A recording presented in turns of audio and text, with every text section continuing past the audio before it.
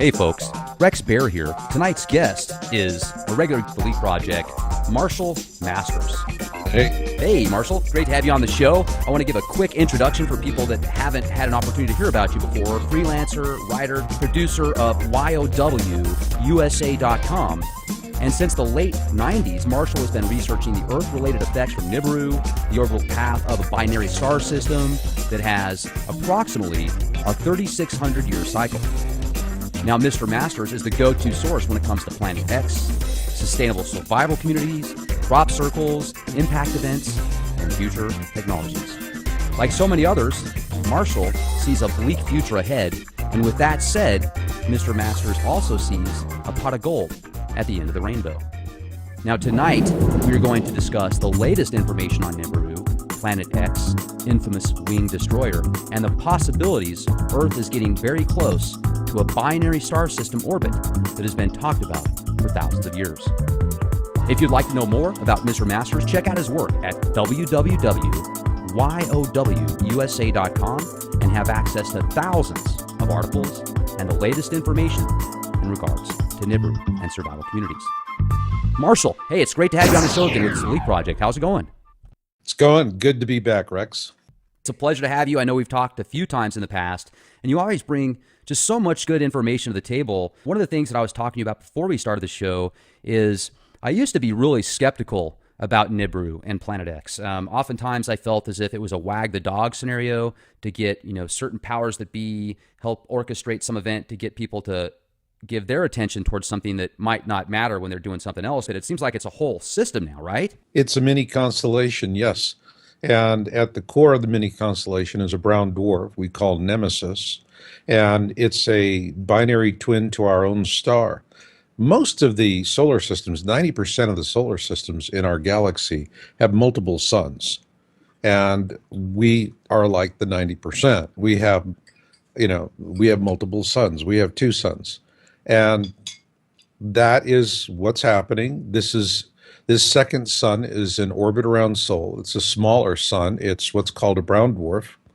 And brown dwarfs are actually relatively new in terms of astronomy because they've really come into existence in terms of what astronomers are talking about.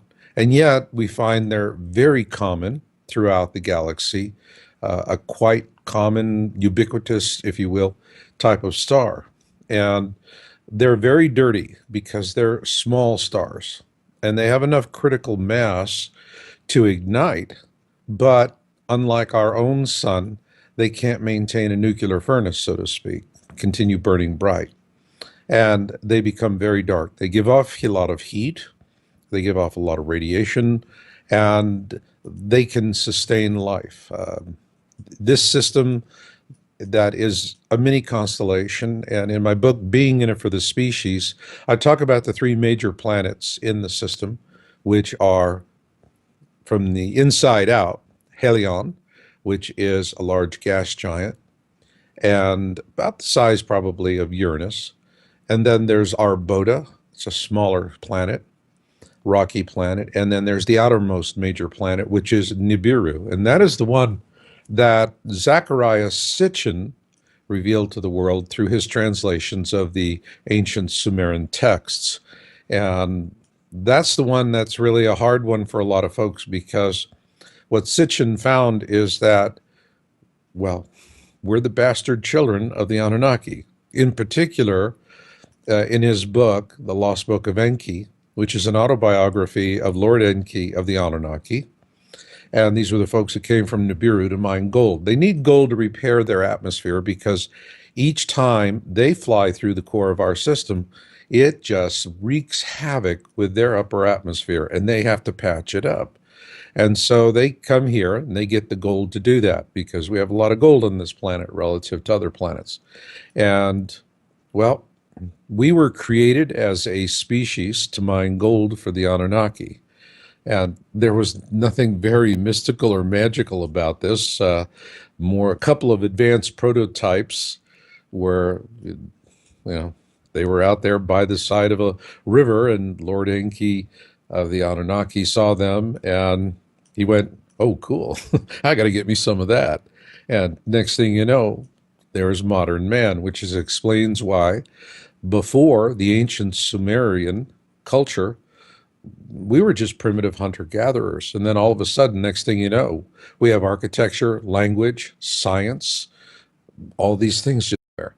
And so that's the reason why Sitchin really gets a lot of flack from a lot of people because that really runs contrary to the story of Genesis. Well, And the thing here is the big the big question is when this system comes through, are the Anunnaki going to return? that's a good question.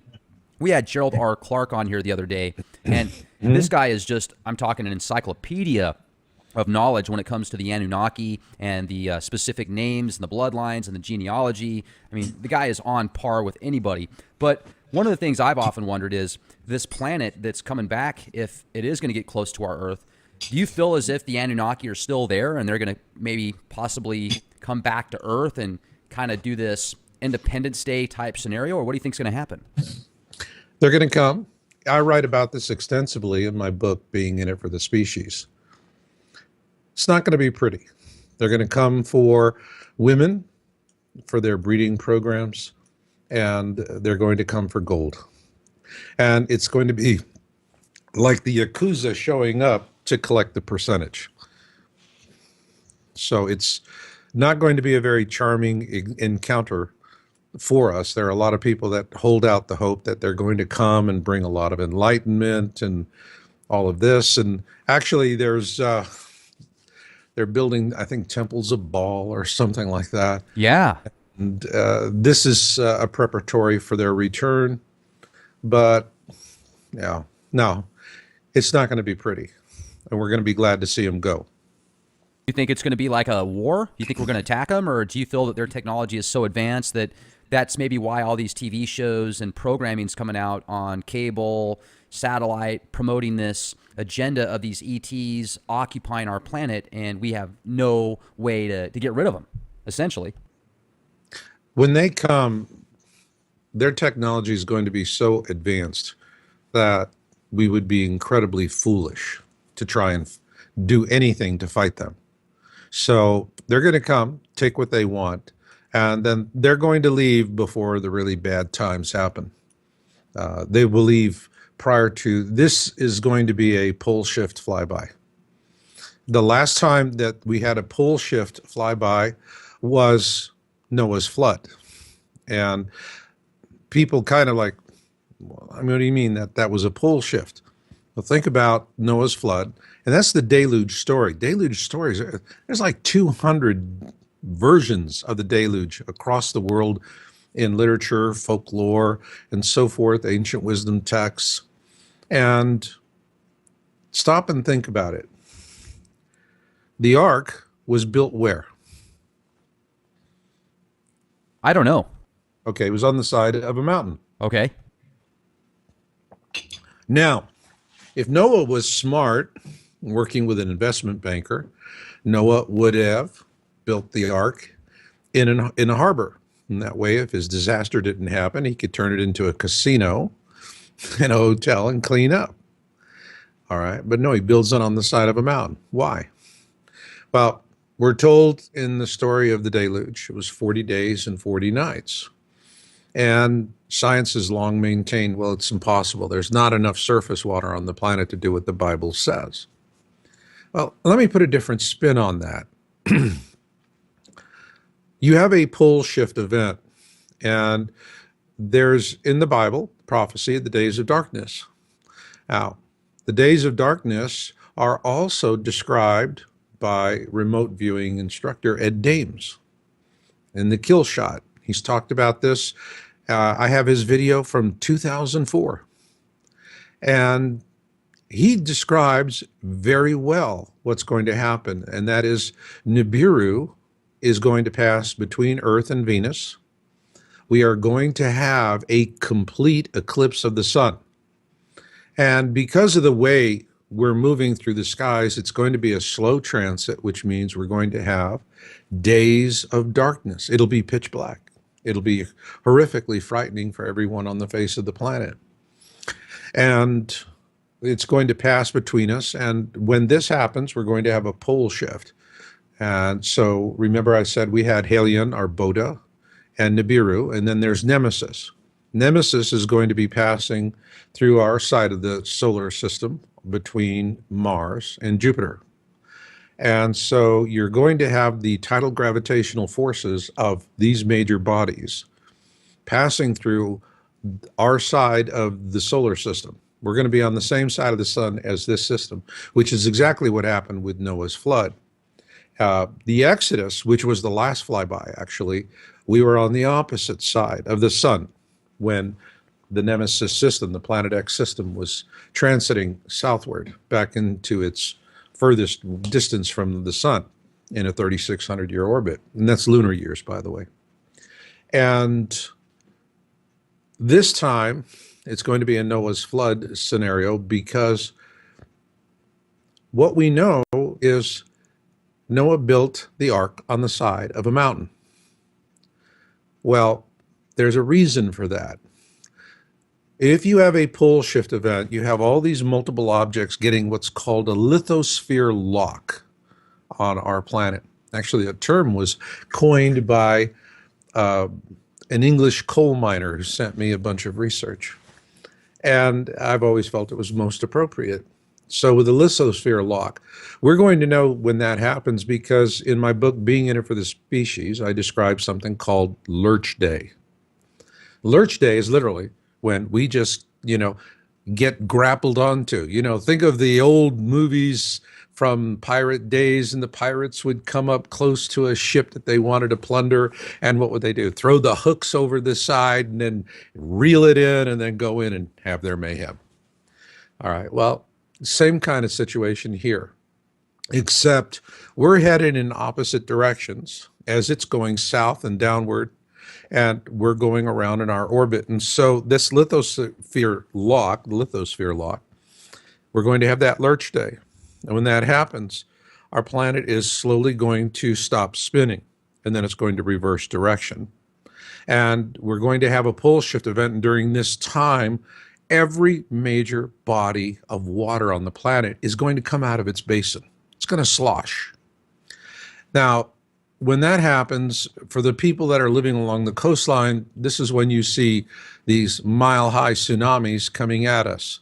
A good example was the movie Deep Impact that came out in 1998, and that massive mile-high wall of water. Or the movie 2012, where you see this massive mile-high wall of water carrying an entire aircraft carrier and other ships and plowing right into Washington, D.C. And so we see plenty of examples of what these pole shift tsunamis are going to look like in the movies. That is part of preparatory foreshadowing. And so now you have these massive waves coming in. Now, whatever's in the harbor, it gets ground to pieces like hydraulic sandpaper, just ripped to shreds. So if the ark were built in the harbor, it would just, the water would come over it, tumble it end over end, tear it apart into slivers, and adios, Noah. But Noah built it on the side of a mountain. Now, the water is coming in across the landmass. Now it's crossing dry land, which means the friction is pulling the energy out of that wave at a very prodigious rate. And as the wave goes inland, it will finally ebb. And the ark was situated where when the water ebbed, instead of going over the ark and tumbling it and tearing apart, the water ebbed in such a way with enough force that it would come under the keel of the ark, lifting it up off the yokes and then pulling it back out to sea. So it makes you wonder, if Noah had built the ark 100 feet too high or 100 feet too low, either way would have been catastrophic. All right. And what does that lead you to say? Well, you look at in the biblical account, but you look in the other deluge accounts, and there are mysterious visitors who are involved with these stories who say, here's where you need to build it. And I believe that is extraterrestrial intervention that's being distributed or described in these ancient deluge accounts, because this explains why Noah built the ark on the side of a mountain. There was going to be a pole shift tsunami because the oceans are coming out of their basins, plowing across land, ebbing just under the keel of the ark with enough force to lift it off its yokes and to gently pull it back out to sea. That's what we're facing with this coming flyby scenario. And right now, if you look to see, if you go to our site, yowusa.com, or you just type in marshallmasters.com, all right, that's with two L's, and you look at Planet X Signs Update number 7. My wife, Jennifer, is doing the signs articles now, and wow, she just knocks them out of the ballpark. It's hard on her, though, because the news is getting really, really dark. It's getting really bad. You know, when we first started doing the signs articles, it would take us 2-3 months to really pull together a sufficient amount of story material to publish what we felt would be a significant article. Now, in a matter of a few weeks, there's so much coming in that we're overwhelmed. We're no longer waiting to gather the information for a few months to publish. It's just every few weeks, we're so inundated, all we can really do is filter through it and literally skim off the top to take the most important things that are happening. And in this one, I mean, we have 38 volcanoes erupting right now. The Ring of Fire is just popping with major earthquakes. And there are seismologists who are saying, you know, wow, the only place on the Ring of Fire that hasn't had a major quake very recently is the west coast of the United States, which means we're due. And there's talk of a mega quake. All right. I was watching a video Tom Lupshaw was talking about. FEMA is preparing for some very serious earthquake events, massive earthquake swarms, not swarms of 2s and 3, but earthquakes in the 6 and 7 range, leading up to a major quake of a 9.0 or more.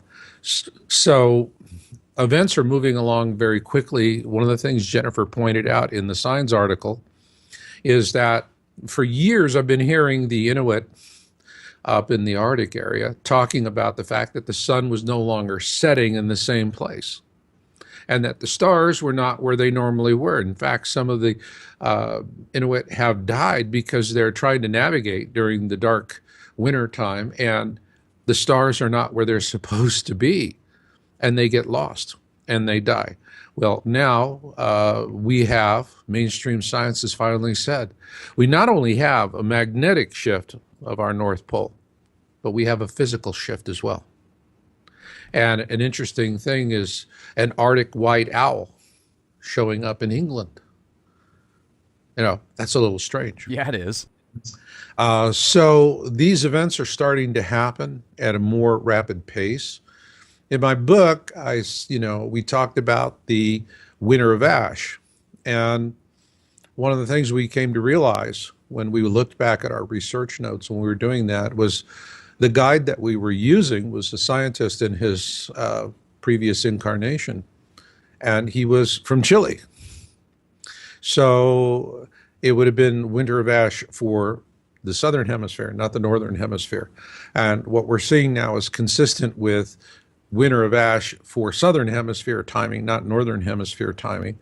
And yes, there are, with these major quakes, with volcanic eruptions going off, airports are being closed. And this trend is, if this trend is going to continue, then what we're going to see next, and this will be a harbinger of things to come, is when you start seeing the region of the western side of the Ring of Fire, all right, from, a huge area. And this is, think about all the just-in-time manufacturing that goes on. So you have Hong Kong and Taiwan, Korea, Japan, Malaysia, Philippines. Well, you start shutting down all of these airports. The Boeing 747 cargo freighters cannot take off because jet engines and volcanic ash do not mix. They don't do well. And so what we'll see is a shutdown of just-in-time manufacturing around the world. That's going to create havoc, economic havoc. We're going to have political havoc because the United States is a dominant force in that region right now. But how do we project our strategic power? It's with naval aviation and land-based bombers. Again, jets and ash don't mix. And so we're going to be grounded. On the other hand, the Russians and the Chinese have a different strategic posture. They rely on submarines and missile cruisers, which can operate very handily in these conditions. And so there will be a shift in power that goes on. Manufacturing around the world is going to be impacted. And it's, we had a prelude to this on 3/11 when we had that huge earthquake in Japan that set off Fukushima. And as you recall, there were a lot of companies that were very hard pressed because the Japanese had to close down their airports. And just-in-time manufacturing worldwide, plants were closing down. It was a really economic crisis. Well, we're going to have that economic crisis. Another thing that will happen is in these areas where if we have enough ash to close airports, you're going to have enough ash to blanket the countryside, which means agriculture is it's going to be devastated.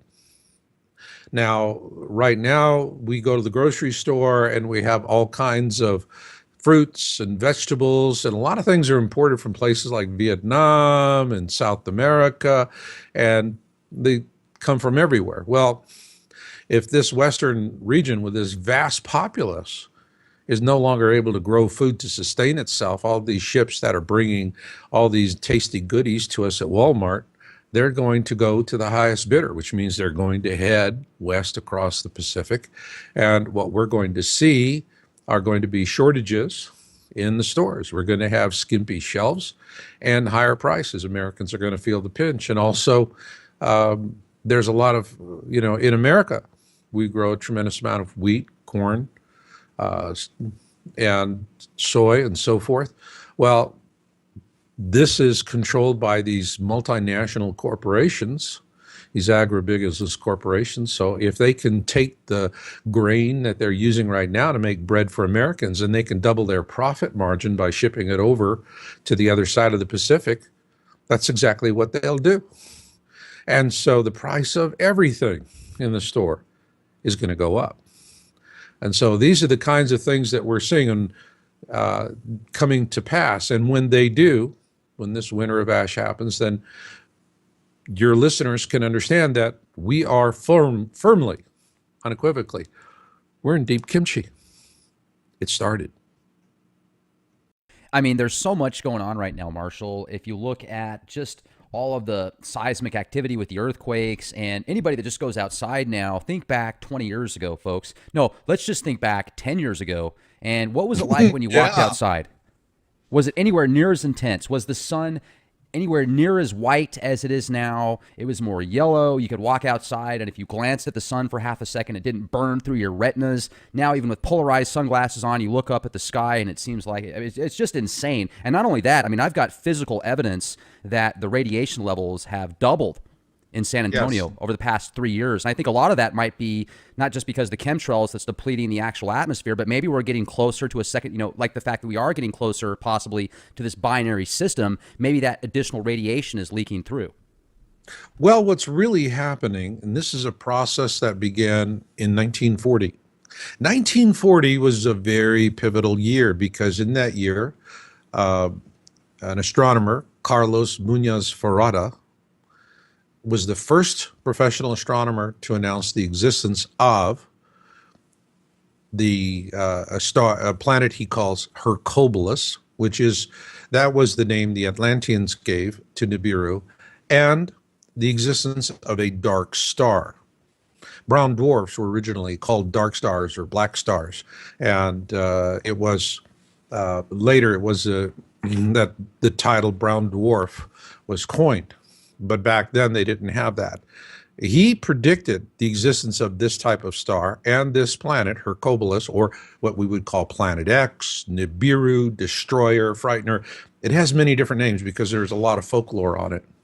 And so, it's what's happening is that from 1940 on, as this mini constellation system, Nemesis and the planet and moons, were approaching a point of perihelion to the sun. Now, perihelion is the closest distance Nemesis comes to the sun. Aphelion is its furthest distance. And perigee is its closest distance to Earth.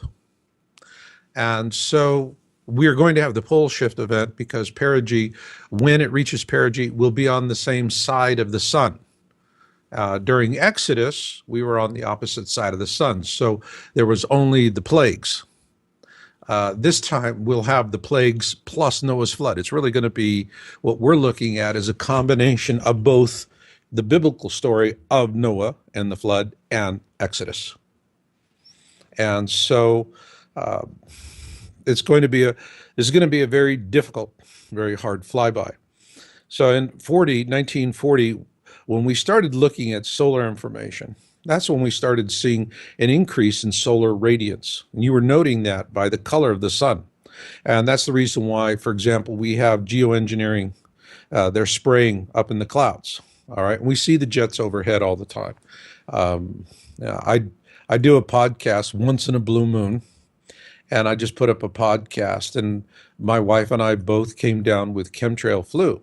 And not only are they using this to mask the sun, so they're trying to diminish the amount of sunlight that we're seeing, but they're also using it to spray us with all kinds of harmful agents. Oh, they love us though, Marshall. They never want to hurt us. Yeah. Hey, can I interest you in a bridge? Oh, it's crazy. I mean, the amount of chemicals that they're spraying in the atmosphere is absolutely ridiculous. And then you look at some of the stuff, they've actually done tests on some of these particles that have fallen to the ground from these chemtrails. They found genetically modified Ebola, all sorts of other nasties. It's insane. It is, well, it's just downright evil. What I'm saying to people is they're setting us up literally that, to be honest, we're all eventually going to become, this is Holocaust. Okay, this is final solution stuff. And we're all going to become Jews in the showers, as in Auschwitz.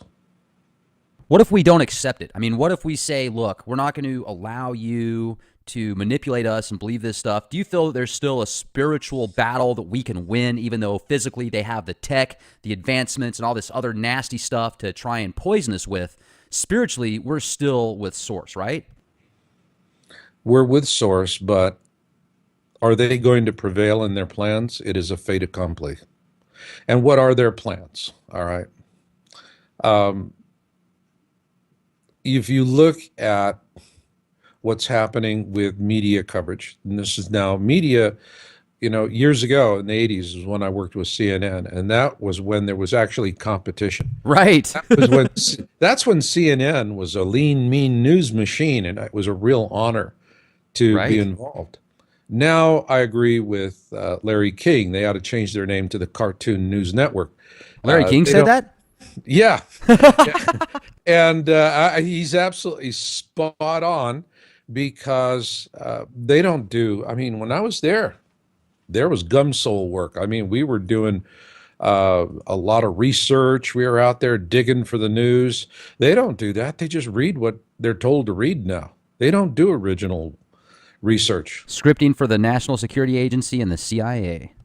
That's it. CNN has basically become a modern day Pravda from the Soviet era. And that's what they are. What you see with the mainstream media is that there is a tremendous amount of filtering, suppression, trivialization, and so forth of the kinds of things that we've been talking about tonight. And, let's be very clear. If you read our article, all right, on our site, yowsusa.com or marshallmasters.com, and update number 7 for signs, we cite credible sources, all right? And we evaluate what these sources are doing, and we're actually showing the kind of engineered suppression that they're involved with as well. So this is not, something where it's Mama Yablonsky's Vegetarian Crystal Ball Emporium. All right.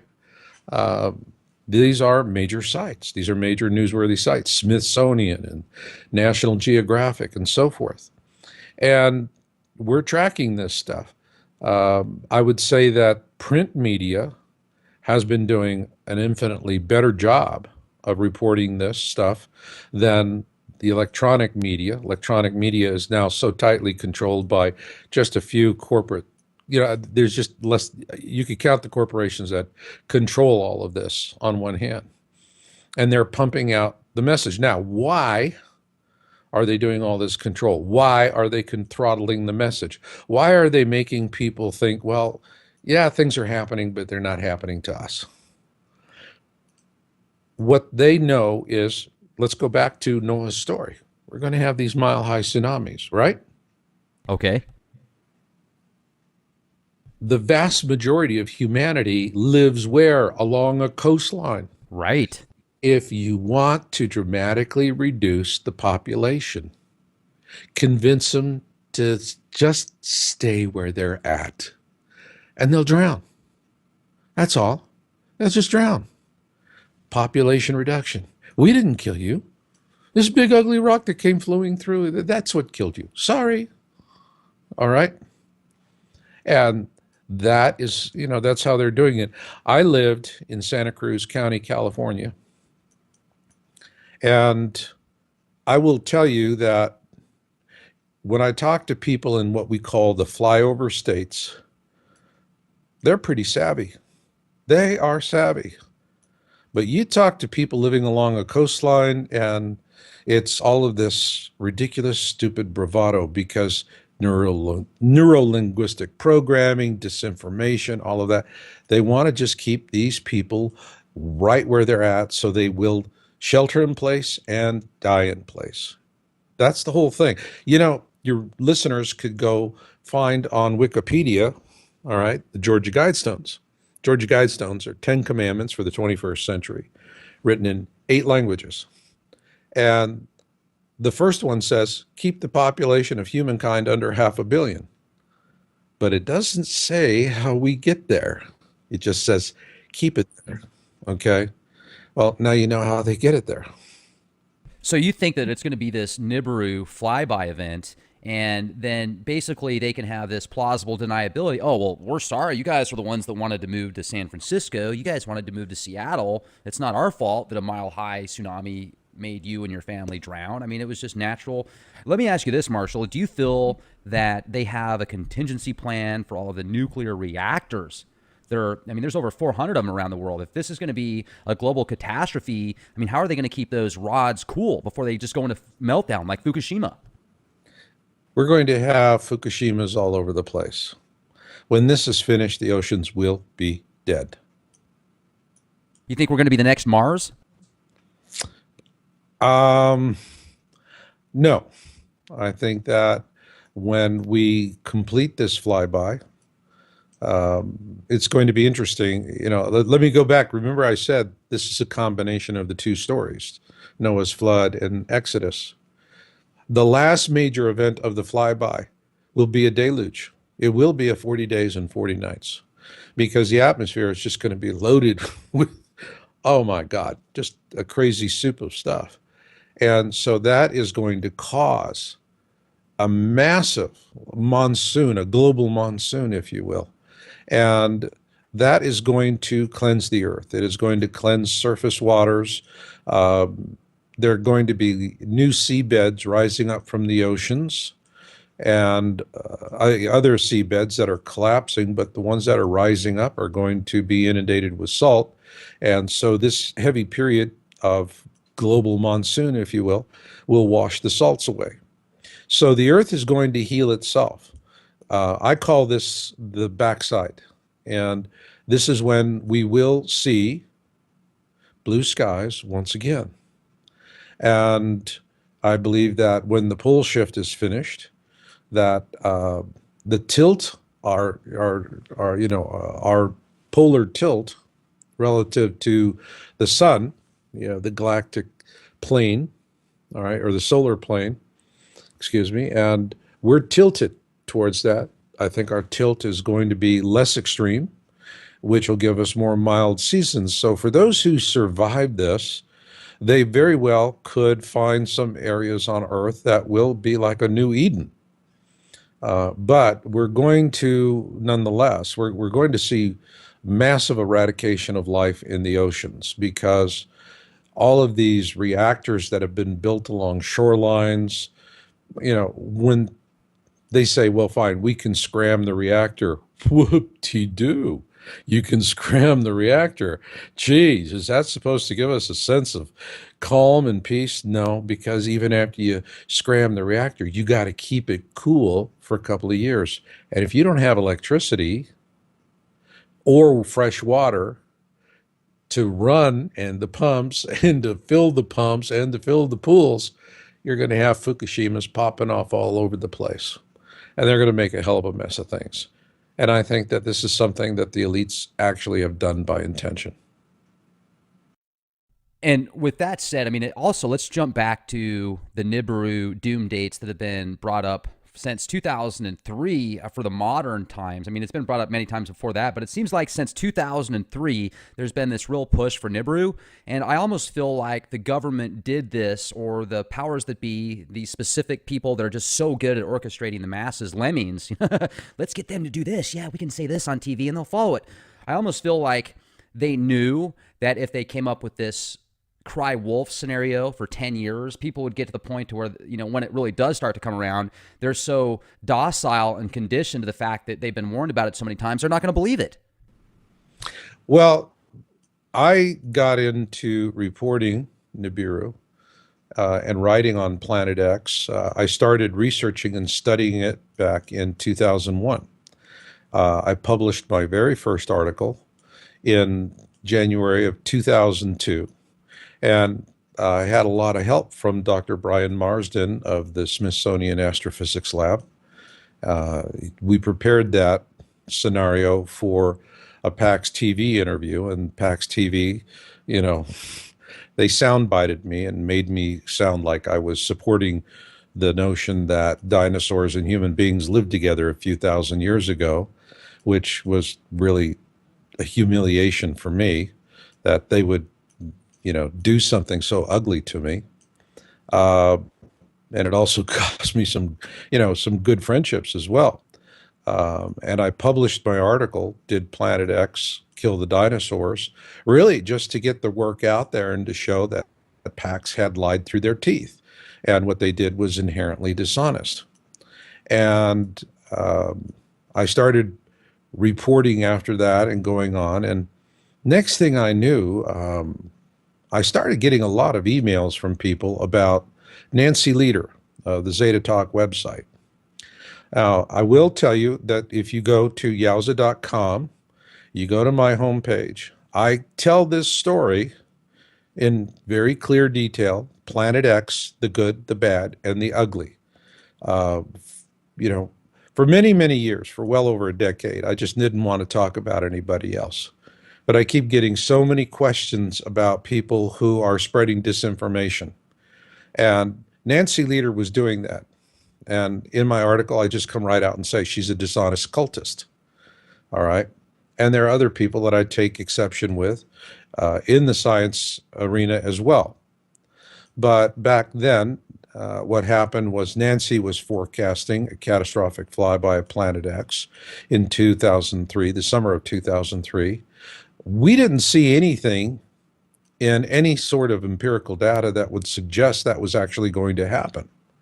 We couldn't see any substantiation for it. And so we published an article because so many people were contacting us, Zeta fact versus Zeta hysteria. And so Nancy was the one Nancy Leader is the one that created the 2003 panic. And that's exactly where that source goes to. I had Nancy on my own Cut to the Chase podcast, and Nancy's method is that she channels Zetas because of some sort of implant, as I understand. And she said it was the only time that the Zetas ever lied to her because they wanted to trick George Bush into invading Iraq. And, well, it's all pretty incredulous stuff. But it caused a hell of a panic, and you're right, it did. I mean, we used to get letters from people that broke our hearts to read. They were, you know, people were struggling to sound sober and rational, but they're asking us, do we sell our homes? Do we flee to the mountains? What do we do? And, you could just see the fear oozing between the lines. So the whole 2003 thing that was orchestrated, and it was really the guy that really did more to pump it up was a fellow by the name of Mark Hazelwood. And Mark Hazelwood actually uh, stole a great deal of the work that Nancy Leader had published. When he brought out his book Blindsided, Nancy Leader actually had her attorney write him a cease and desist order, which he ignored. And he sold a ton of books, created one hell of a panic. So, did the elites do it? No, they didn't do it, but they found some, they found some people that just did their dirty work for them. And after we told everyone this was going to be a non event, it was a non event.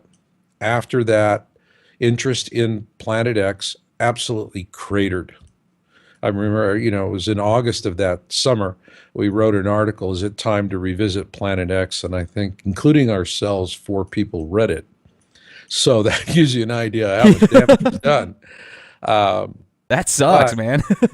that really sucked. But, on the other hand, uh, for us, it was a little bit of a blessing because we knew this thing existed because we were following the science. And we just had a nice relative period of calm to follow the topic and to do our research without having to feel, the need to get out there and publish or perish, as they say.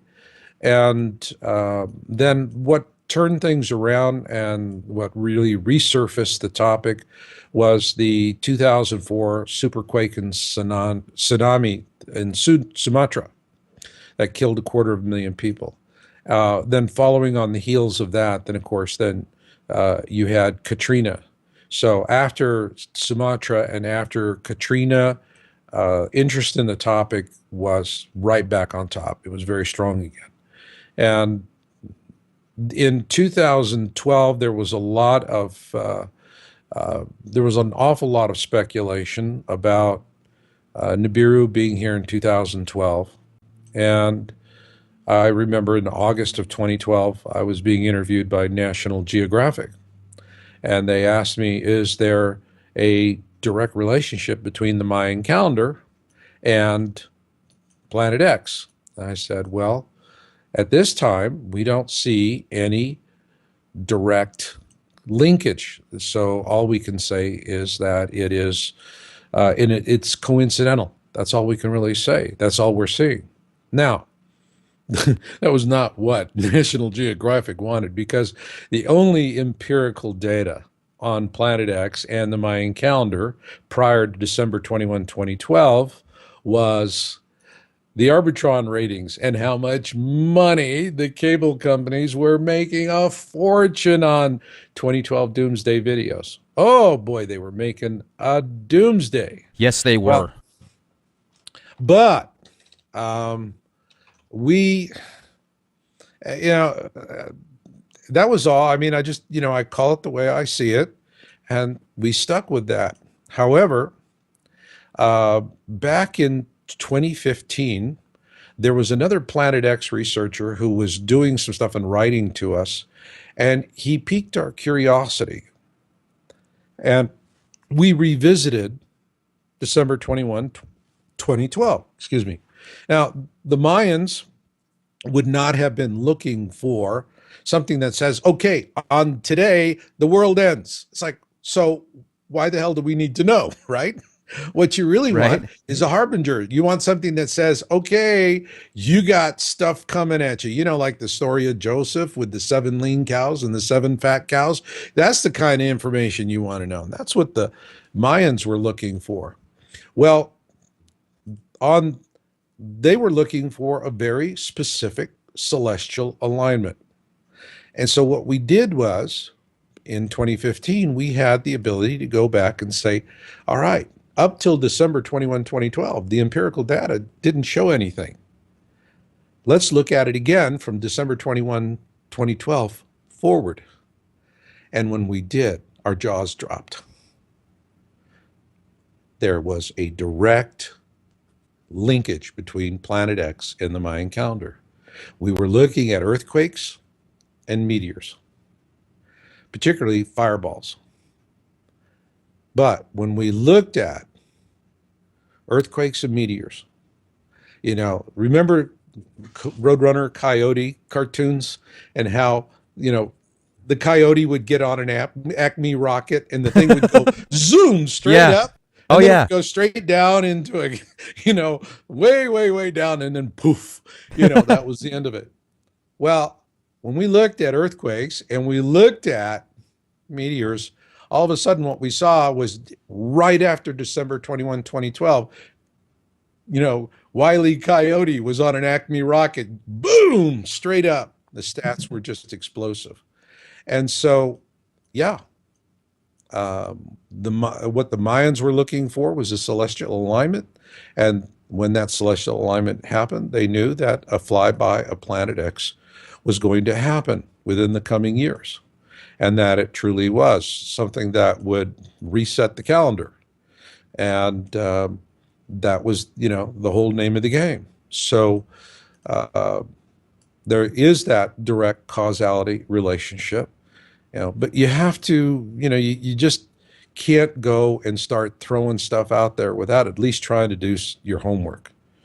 And, unfortunately, that's something that we see quite often. Case in point is when Jennifer, my wife, was working on this new Signs article. We were, everybody was talking, oh, Yellowstone's, oh, the animals are fleeing and this and that, all of this Yellowstone stuff. Well, now that was actually planted disinformation. They were saying the animals were fleeing the park. No, they had images of the animals running into the park, not out of the park. And what they were doing was dredging up old news accounts. Like they say, old tricks are the best tricks. And so this is the kind of disinformation the elites do play, and they do quite a bit of it. All right. So here, they're just the point of it is that people get caught up in this idle speculation, and folks just believe what they want to believe. The last thing people want to do is homework. The last thing people want to do is actually vet a news account. And that's the truth of it. And the elites really take good advantage of this basic flaw in human nature. And this is, one of the ways in which they are spreading disinformation, keeping us distracted.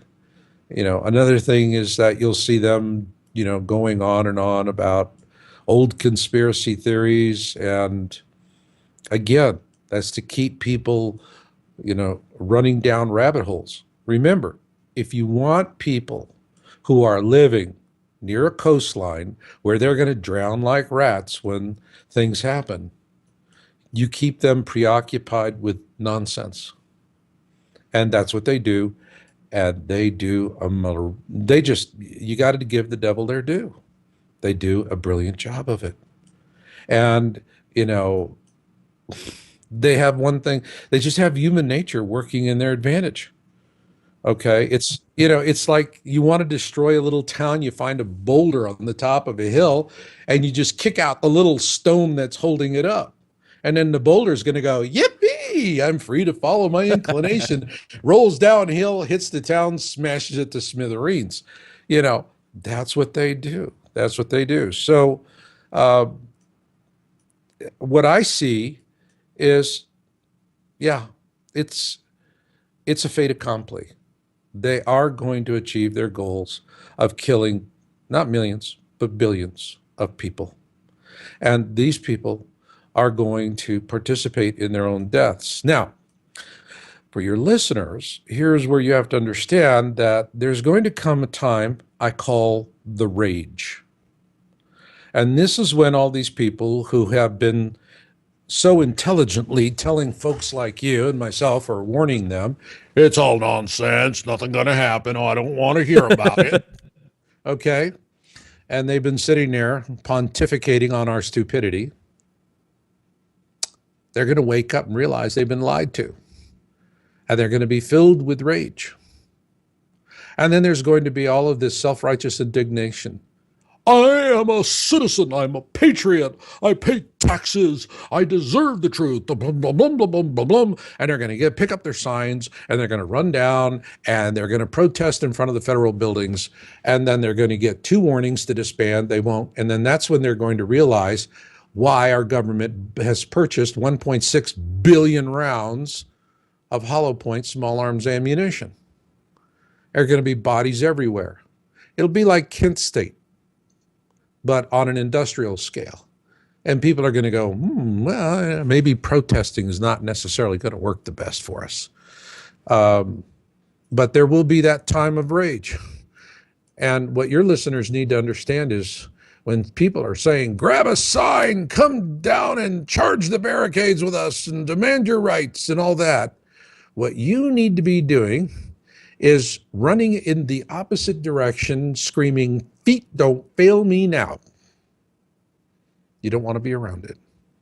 You don't want to be around it.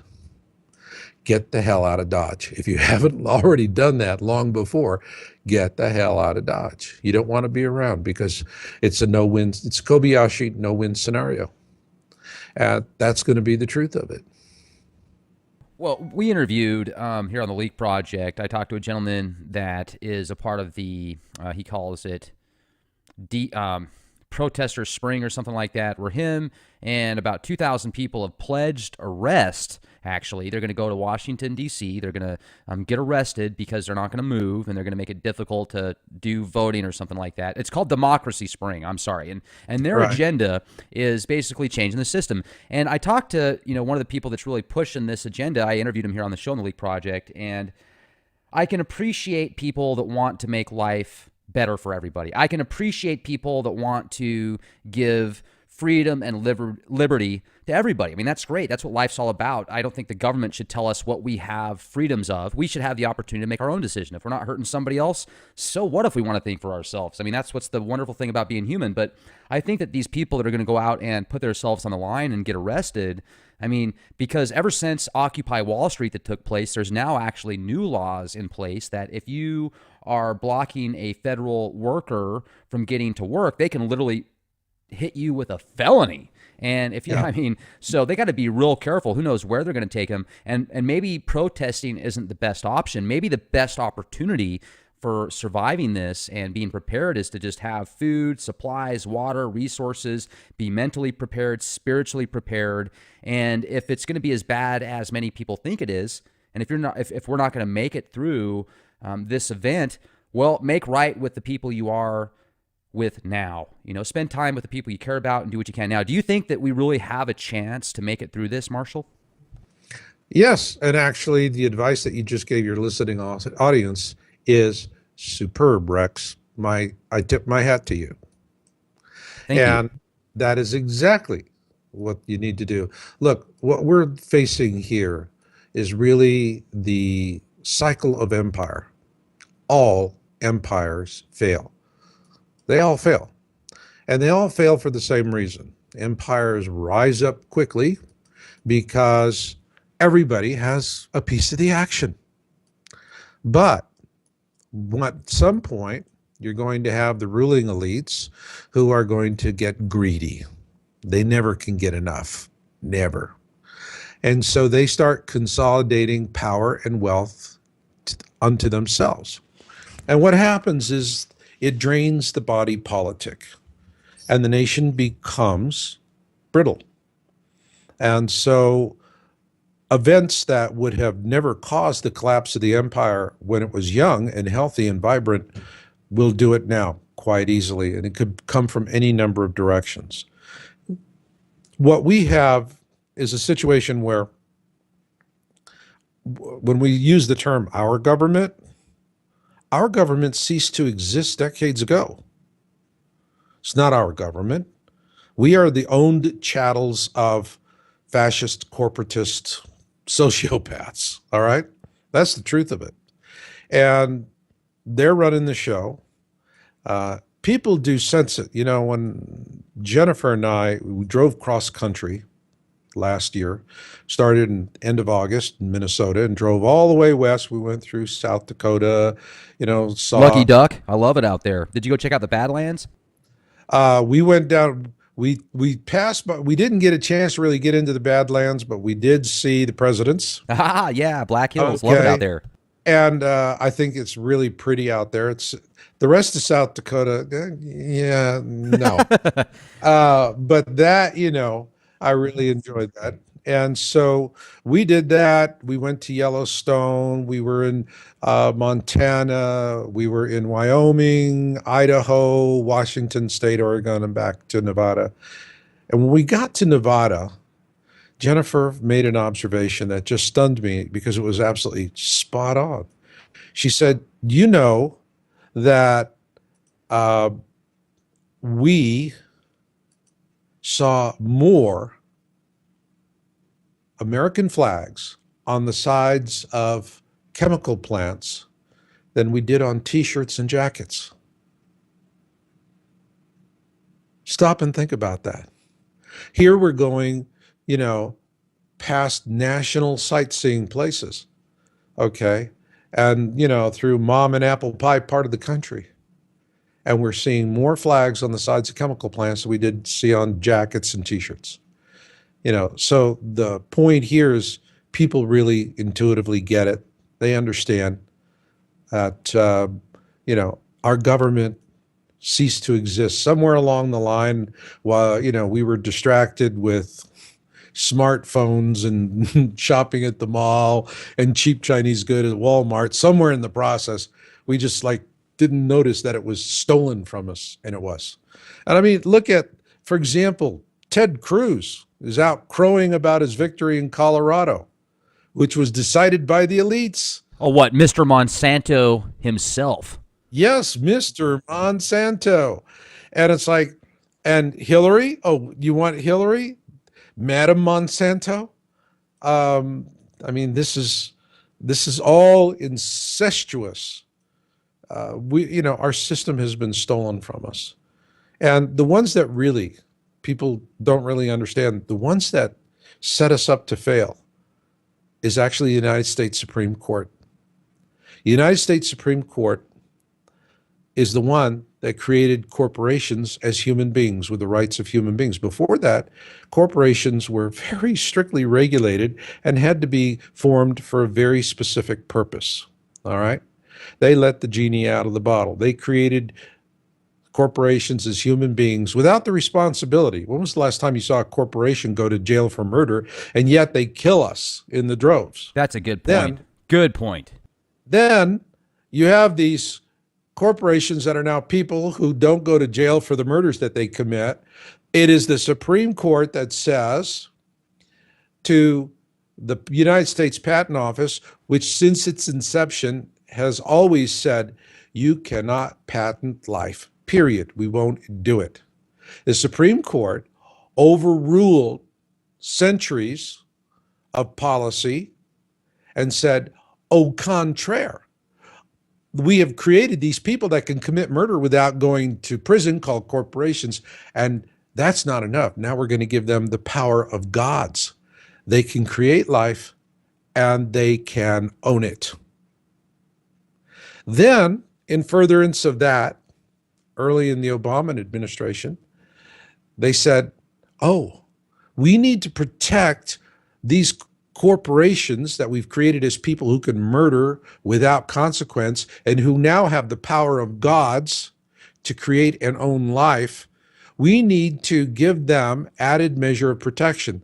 We need to allow them to go in and completely corrupt the political process so that they can prevent anything from touching what we have given them. And so if you want to know where is the root of evil in this country, United States Supreme Court. They're the enablers. They're the ones that created these monsters who now own us lock, stock, and barrel, who gave them the power to do what they do to us lock, stock, and barrel. That's the simple truth of it. And we couldn't do anything about it because, well, you know, Supreme Court justices, they don't have to stand election. All right.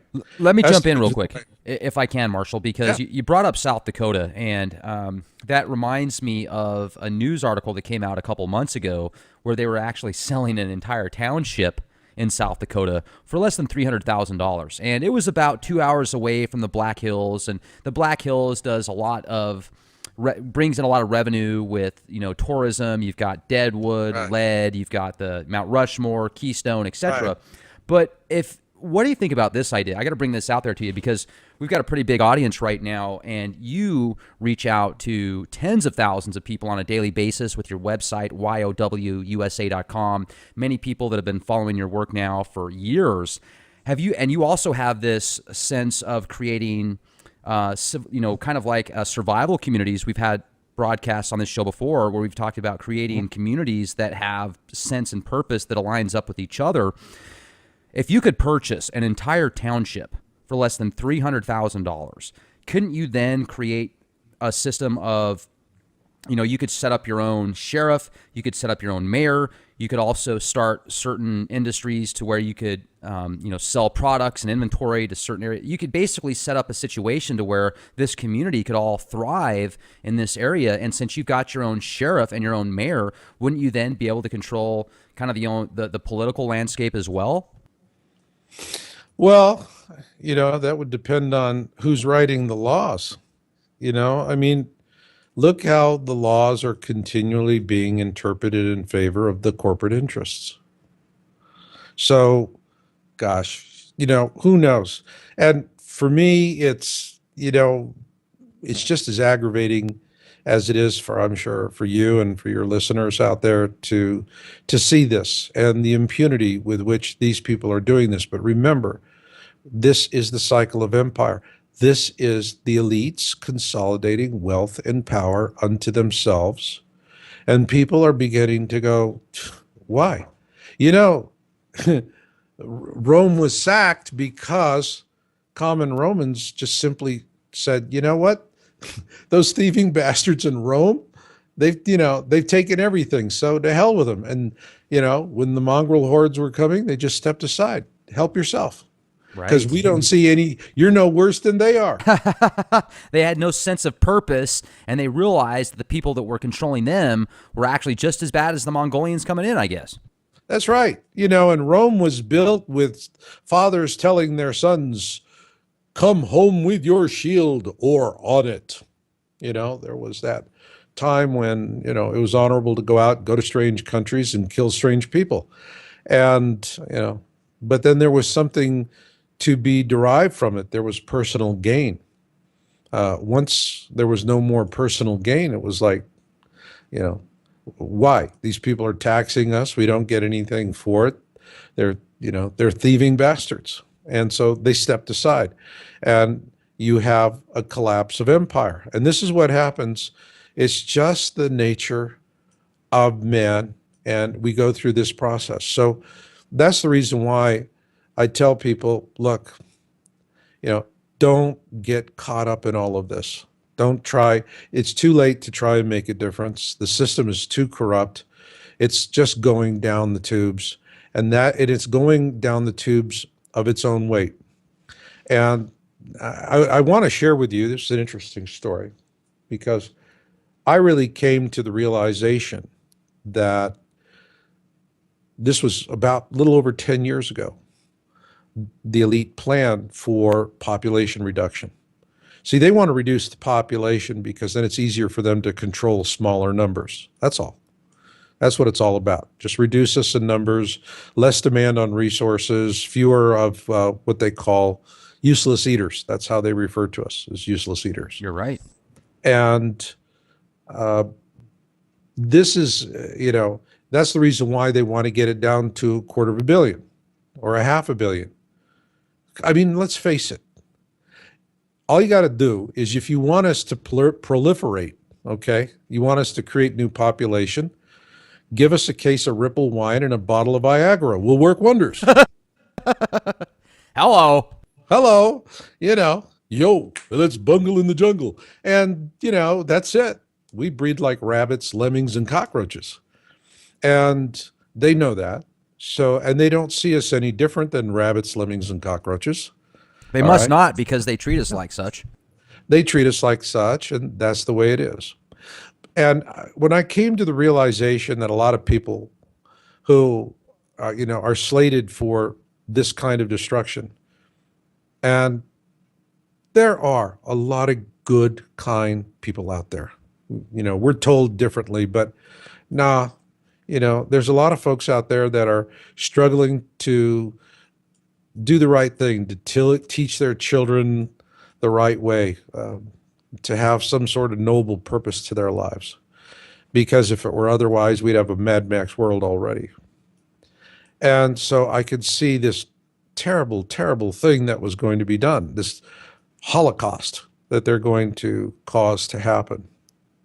And this was about a time I started doing channeling research. I was very impressed with studying Nobel laureates and found out that many Nobel laureates would actually start becoming interested in the paranormal because science had only gotten them to a certain point and they were still hungering for knowledge and for insight.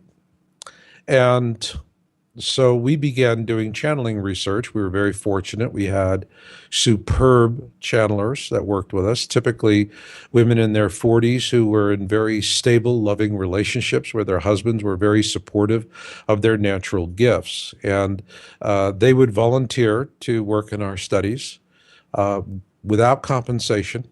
And they were really, really diligent, marvelous, marvelous women. We were using them really to look forward into the future. We had a process where I would do the interviewing through the channel with the entity, and then two other members were silent, they were muted, and they were instant messaging with me. One was giving me cross-examination questions, so we could keep going back like an attorney and analyze what they were saying. And the other one was giving me science questions. And so we had a very rigid process that we applied to it. And one of the things that we always did was at the end of every session, when we were dealing with, we had three kind of entities we were dealing with: unincarnated, incarnated, and extraterrestrial. And the unincarnated were just simply entities that had never incarnated in human form, incarnated that had been in human form before, and then, of course, extraterrestrial. And I was, struggling with this realization that we were being set up by the elites to fail, that they were going to see to it that we would die in vast, vast numbers. And this was a very difficult time for me, Rex, a very depressing time to come to realize this incredible inhumanity because on my mother's side of the family, all of my relatives in Europe, every man, woman, and child was killed by the Nazis in the death camps. And so it hit me at a very personal level because when you learn that your entire family tree went up a German smokestack, what's left is a black hole. You go on ancestry.com and what are they going to do? Find gold fillings, So this was a terribly, terribly, terribly depressing time in my life. It just really hurt me. And finally, one day, I asked this one psychic, really talented. Boy, she was good. She could pull in entities from all over the place. And I expressed to her what I've told you now, and she said, all right, well, let's see who comes through. So we started. And a guide came through by the name of Serapis Bey. Funny thing is, you can find him on Wikipedia, for God's sakes. Serapis Bey was an ancient priest in Egypt. And his thing as an entity was to actually answer this one burning question that I had about this. And, I explained it to him, and just as I've explained to you. And here's what Serapis Bey said to me, and it was a turning point in my life. It was really a turning point. Serapis Bey said, Marshall, the story of humanity is a large book of many, many, many chapters, most of which have yet to be written. This chapter is owned by the elites. It is their chapter. And there is absolutely nothing you can do to take it away from them. Nothing. So don't bother. Don't agonize. Don't try. It's theirs. However, all chapters, like all books, come to an end. And this chapter is but a few pages away from its end. And the elites know the next chapter is not theirs. It's yours. And everyone else. In other words, it is for your species. It is for your freedom. It is for your evolution. It is for your chance to have 1,000 golden years of peace that have been promised to us by all kinds of prophecy. However, what the elites are banking on is that they have one Hail Mary pass that they can do. If they can bluff us into relinquishing our birthright to the next chapter, if they can bluff us out of it, it's theirs for the taking. And so what it really comes down to is you just say no. No, we're not going to let you take it. We're not going to let you bluff us out of it.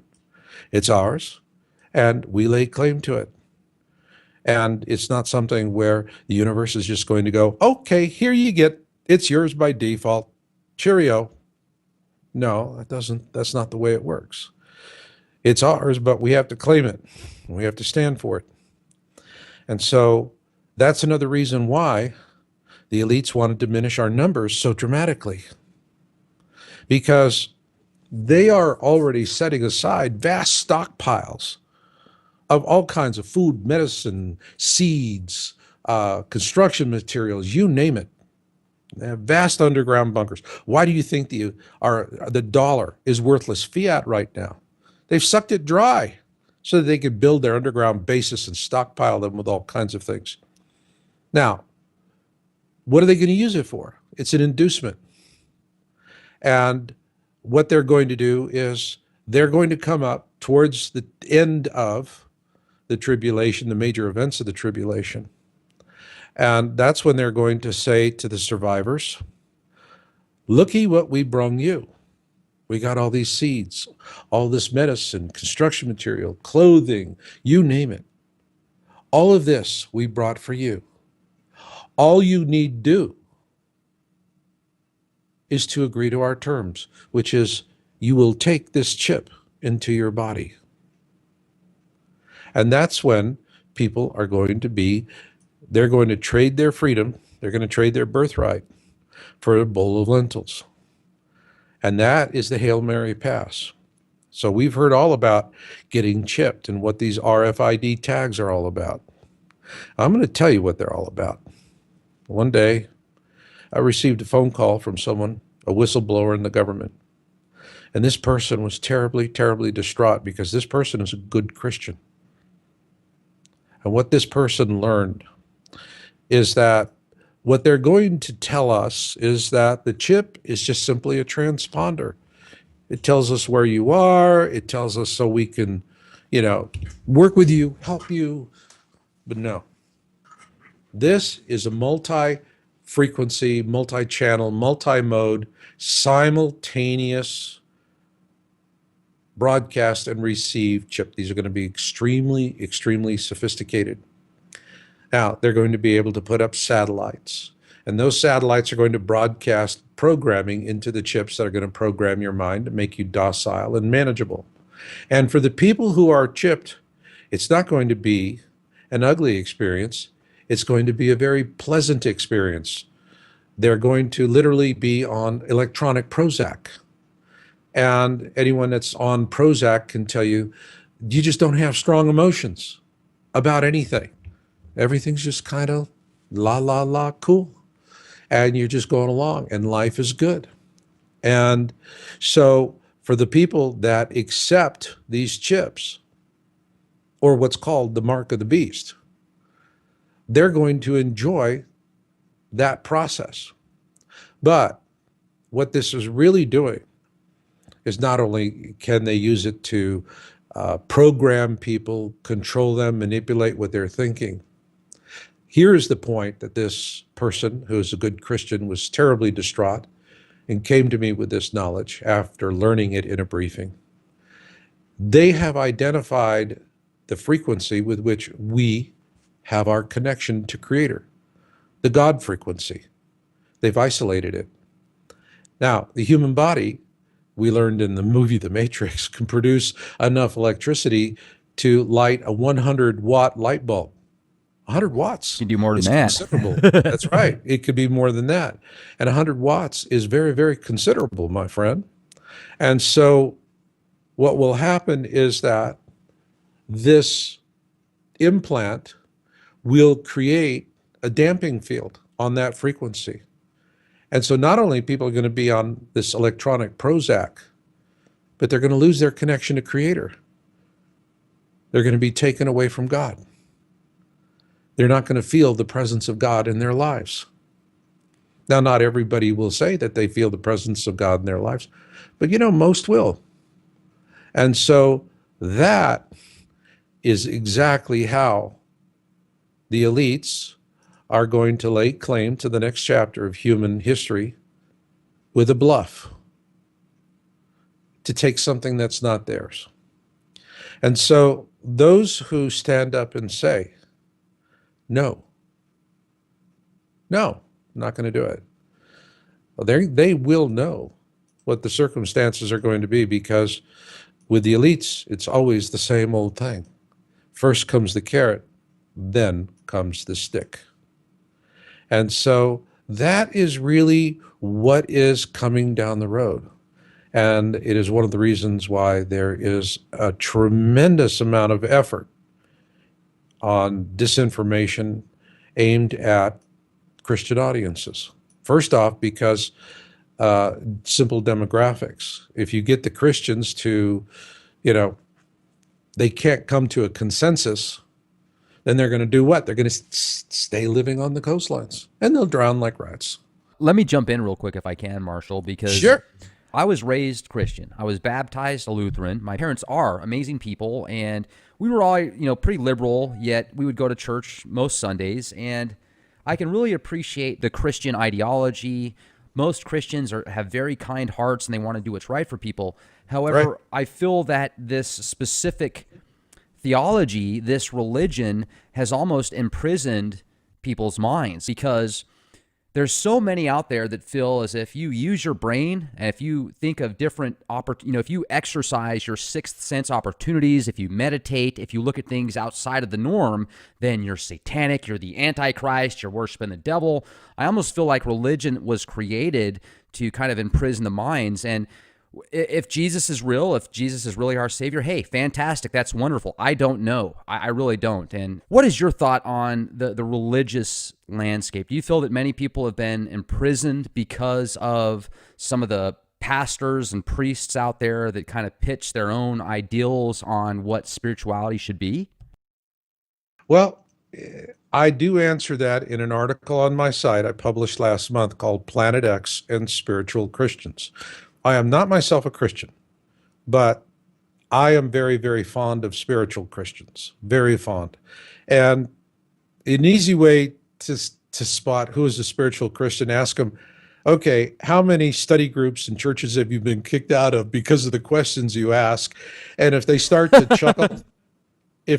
chuckling, okay, that's a spiritual Christian. And, these are the ones that really do walk in Yeshua's footsteps. They get it. I mean, look at Yeshua. He was a rogue, okay? He wasn't a checklist Jew. He was a Jew, born a Jew, raised a Jew, died a Jew. He was not a checklist Jew. He was not a dogma Jew. He was not You know, he was none of these things. No doctrine, no dogma, no checklists. He didn't do that. All right. It was the reason why he was, someone that just simply drew a lot of heat. And so when I look at spiritual Christians, I go, these are the ones that really get it. And these are the ones that are going to make a difference. And so when I look at the elites and what they're planning, the ones that are going to stand up in the largest numbers and the ones who are going to suffer in the largest numbers will be the spiritual Christians. And really, in them, I see our hope for an enlightened future. Why is that? Because they get it. They get it. I think if you look at the teachings of Yeshua, you look at the Bible in the right way, it's a Planet X primer. All right? And the philosophy is just wonderful. You know, Yeshua in his time was a beloved rabbi. All right? He was a great teacher. And his philosophy that he brought was completely unlike anything in the world at that time. All right? It was powerful. And it carries on through the years.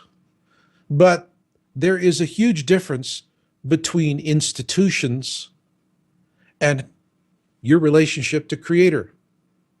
Your relationship to God is you and God. That's what I believe, period. You want to know God, you walk one-on-one with God. You want to know God, you struggle with God. You know, people who, you have to. There's like, God, why does it happen this way? Why does it happen that way? And you're trying to understand and you're working through it. And in the process of struggling with God, you come to know God. And people who follow checklists, what they know is a checklist. All right. And these are the people that are going to say, okay, this is the old checklist. Here's the new checklist. And they're just going to go from one checklist to another because what they understand is checklists. But it's the spiritual Christians, and their numbers are really increasing in vast quantity. All right. And I see, as a non-Christian, I see the hope for humanity in these people. I do truly believe that. I do truly believe that, Rex. I mean, there's so many good people out there that follow, Jesus's teachings and the Bible, and I really appreciate that. The only thing that bothers me about the Bible is when you read the Old Testament, there's so many passages that talk about how God tells Adam to go kill every man, woman, and child, even the livestock. And I just have a tough time understanding that. Like, why would God, the divine providence, the creator of all knowing, make something that then he says, oh, I need you to go kill that because they're not good people? It just doesn't make sense to me. But hey, I don't understand everything. I don't know. Maybe I just am missing something here. But one of the things I really wanted to bring up Rex, you're a spiritual Christian. Am I? Yes. You're struggling with God. Do you believe in God, Rex?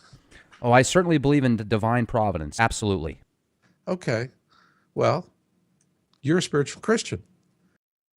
I certainly have a belief, and I want to help the world and create balance. It just seems like we're in such dire straits right now. I mean, let's bring up the fact that there has been dozens of amateur astronomers that have been murdered or suicided or had some weird accident where they were killed. I know you write a lot about that on your website. Oh, you mean people that stabbed themselves in the back 17 times? Yeah, I mean, if you're going to kill yourself, why don't you stab yourself in the back 17 times? I mean, that totally makes sense, doesn't it? Oh, yeah, it completely makes sense to somebody who's doing the stabbing. But that's the way the system works.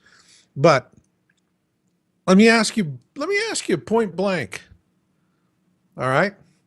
Would you go up in the hills, do a little garden, lay low, stay quiet, or would you stay in the city, take the chip, and let them turn you into a Prozac zombie?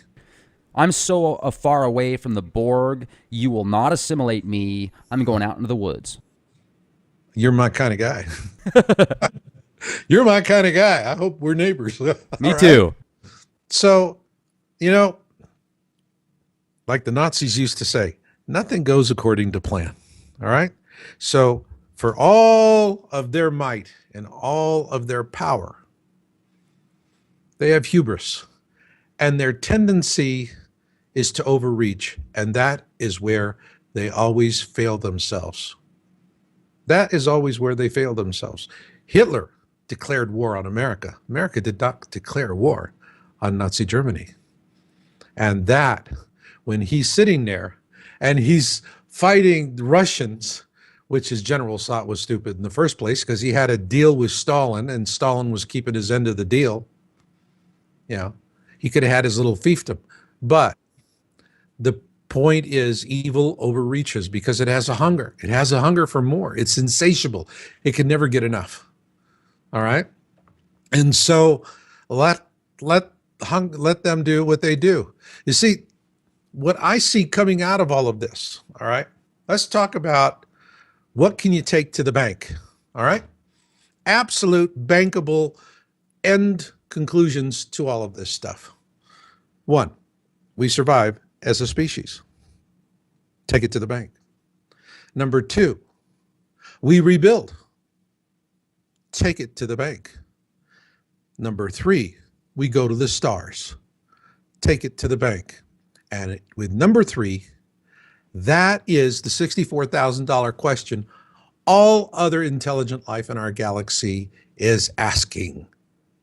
How do we go to the stars? Are we going to go as Anunnaki stormtroopers like you see in the movie Avatar? Are we going to have a Hunger Games world? Which is what they want. Or do we have a Star Trek future? I want Star Trek. I am for the Star Trek future, period. That's what I want to see for humanity. Star Trek future. And I believe that's our rightful destiny. I believe that that's what other races, the vast majority of races, there's a project called the Free Project. And they're going out and contacting all these people. They're getting a statistical database, and these are just rock solid scholars. And what they're finding is we have been sold a line of nonsense, basically bullshit, that the majority or all aliens are evil and bad. The fact is, it is exactly the opposite. The vast majority of other species out there are good. All right. And they want to see the good in us. They want to see us have that Star Trek future. And I think the thing that could be the game changer is something called the Great Winnowing. Now, this is what the ancient Egyptians tell us in the Colburn Bible. The Colburn Bible has very explicit accounts of Noah's flood in the story of Sesuda and Hanok, but it also has the Egyptian version of the Exodus. It's in two parts. The first part are the Egyptian texts, second part of the Celtic texts. The Colburn Bible is actually a compilation of Egyptian and Celtic texts. The Egyptian texts were written at the time the 5 books of Moses were being written, because the ancient Egyptians were trying to figure out, how did this scrappy little Jewish God kick our butts and our pantheon of Egyptian gods? And so they were pulling folklore from every end of the trading realm. You have phenomenal stories in the Colburn Bible. One of them, I believe, is from the Phoenicians, sons of fire. And I think, and this is really fascinating because the Phoenicians were amazing mariners. They were the first ones that could navigate by the stars. And so they didn't have to follow coastlines. And their trading routes went all the way from the Middle East, the shores of Lebanon, to South Africa, the tip of South Africa, and to Great Britain to the north. That was the extent of their sailing realm. And the Celtic texts were written approximately about the same time as parts of the New Testament. All right.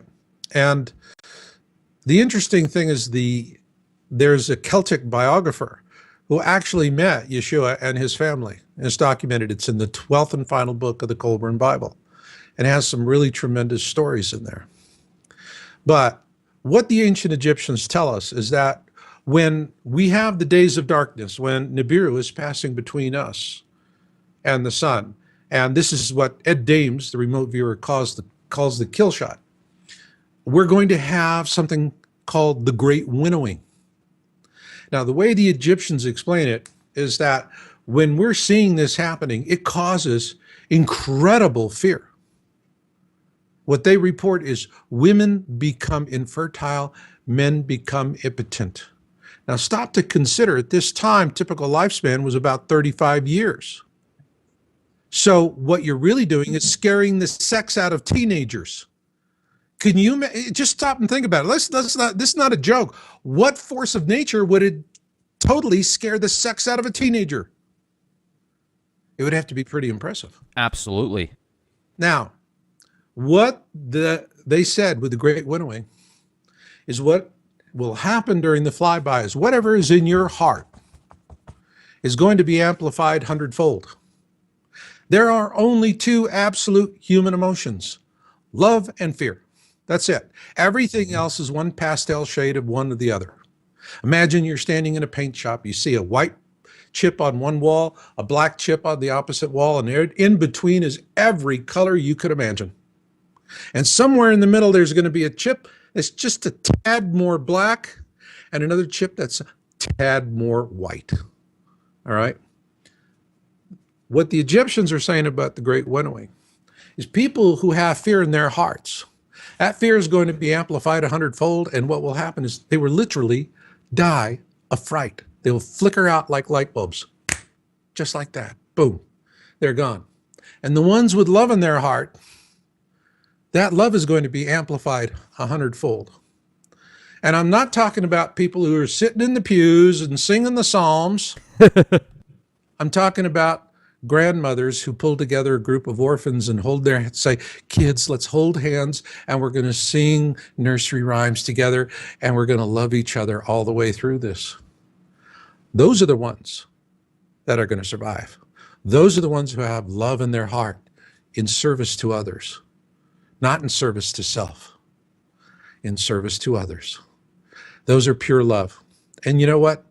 It doesn't matter if they're checklist Christians or spiritual Christians. If they got love in their heart, the Great Winnowing says they will survive, but they will also be profoundly changed by that experience. All right? And we've read all kinds of stuff. I'm sure you've had a lot of guests on your shows talking about near-death experiences, shared death experiences, yes, major out-of-body experiences. Now, there's two classifications of experience, profound and otherwise, not profound. Now, I'll explain an example of one that is an experience, but not profound. Years ago, I was at a funeral, and I'm sitting there, and I could hear the deceased coming to me and saying, would you please go take my wife's hands? And I'm sitting there thinking, well, okay, who am I to refuse? So I walk up, I didn't know this woman, just kneeled down before her and just said, your husband asked me to just hold your hands. She held out her hands. I took her hands in mine. Next thing I knew, like 15 gigawatts came pouring right through me. And he just came right through my body like a conduit into his wife. And I mean, she jumped out of her chair. And, she just like, and she, her husband just wanted to be able to have that last connection with her. And then I just got up and walked away. Now that was an experience, but that was not a profound experience, because a profound experience is where you see yourself as an eternal being. And when that happens, if you talk to people who've had profound shared death experiences, profound near-death experiences, profound out-of-body experiences, they change. Their value system change. Greed no longer dominates their life. Materialism no longer dominates their life. They choose a path of service to others. They choose to be more compassionate, kind, and loving. They see the world in a different way, because once you've seen yourself as an eternal being, you understand the other side is home. This is Hotel California. And so what's going to happen is that when we go through this and the Great Winnowing happens, the people who are going to largely survive this are going, in the vast numbers, are going to be people who have love in their hearts and live in service to others. And I don't care what you believe. You believe in the great pumpkin, doesn't matter. You got love in your heart, you believe in service to others, boom, you're going to survive the great winnowing. And so we're going to have this huge population and people are going to make a difference. And now comes the concept of statistical push. All right. And this is going back to another channeling experience we had. And working again with one of these wonderful psychics that I was working with. And we were communicating with an extraterrestrial race on the other side of the galaxy. By the way, there are races that really resent us because we can do long haul telepathy. What does that mean? We can go telepathically to the other side of the galaxy, whereas they can only go within a solar system. Their reach is much shorter than ours. We have a vast reach as a species. And so I was, we're having a conversation. And, we didn't do nonsense, Klaatu, Barada, Nikto. We didn't do that kind of stuff. We just have a conversation, Rex, just like you and I are having a conversation. That's exactly how I conducted these research studies. And at the end of this one conversation we had, the interesting thing was, you know what? We contacted probably a couple of dozen races all over the galaxy, and they all talked about the same thing. They all talked about the same thing. And if you read about the Hopi prophecy rock, that's exactly what they were talking about. We're at a fork in the road. And we continue on our current path, it's not going to work out well for us. But if we find the courage to take the enlightened path, to take the high road, we are going to have a fantastic future. And that's what they're saying is, look, we came to that fork in the road and we screwed the pooch and we paid for it. Don't make the mistake that we did. Take the high path. You got that opportunity. All right. And so this was the drumbeat message we were getting from these other races all over the galaxy. We were contacting through our sensitives. And finally, after all of this, I had to ask this one ET. I said, let's be frank. You and I are separated by a galaxy. You're on one end, I'm on the other end. I don't think we're going to, I don't think you're going to be over to my house for tea and crumpets anytime soon. And I just want to know, what's in it for you? Why do you bother to talk to us? We'll never see each other. Why bother? What's in it for you? Here was the answer. It stunned me. The CT said, presently on your planet, you have over 7 billion souls incarnated. But Earth only has 2 billion native souls. That's all. It only has 2 billion native souls. The other 5 or so billion souls that are incarnated are the ancestors of races spread across the whole galaxy. We're interested in you because you've got our ancestors. They're incarnated in your form. That's why we're talking to you. That's why we're interested. Okay? So that you stop to think about it. By the end of World War II, we had 2 billion people. All of a sudden, the end of World War II, we go from 2 billion to we're, headed towards 8 right now. And if we only have 2 billion souls native to Earth, where are the rest of the souls coming from? It's a statistical push. There's a bigger picture at play here. It's hand of God. It is Creator's will. So I see this as a huge picture.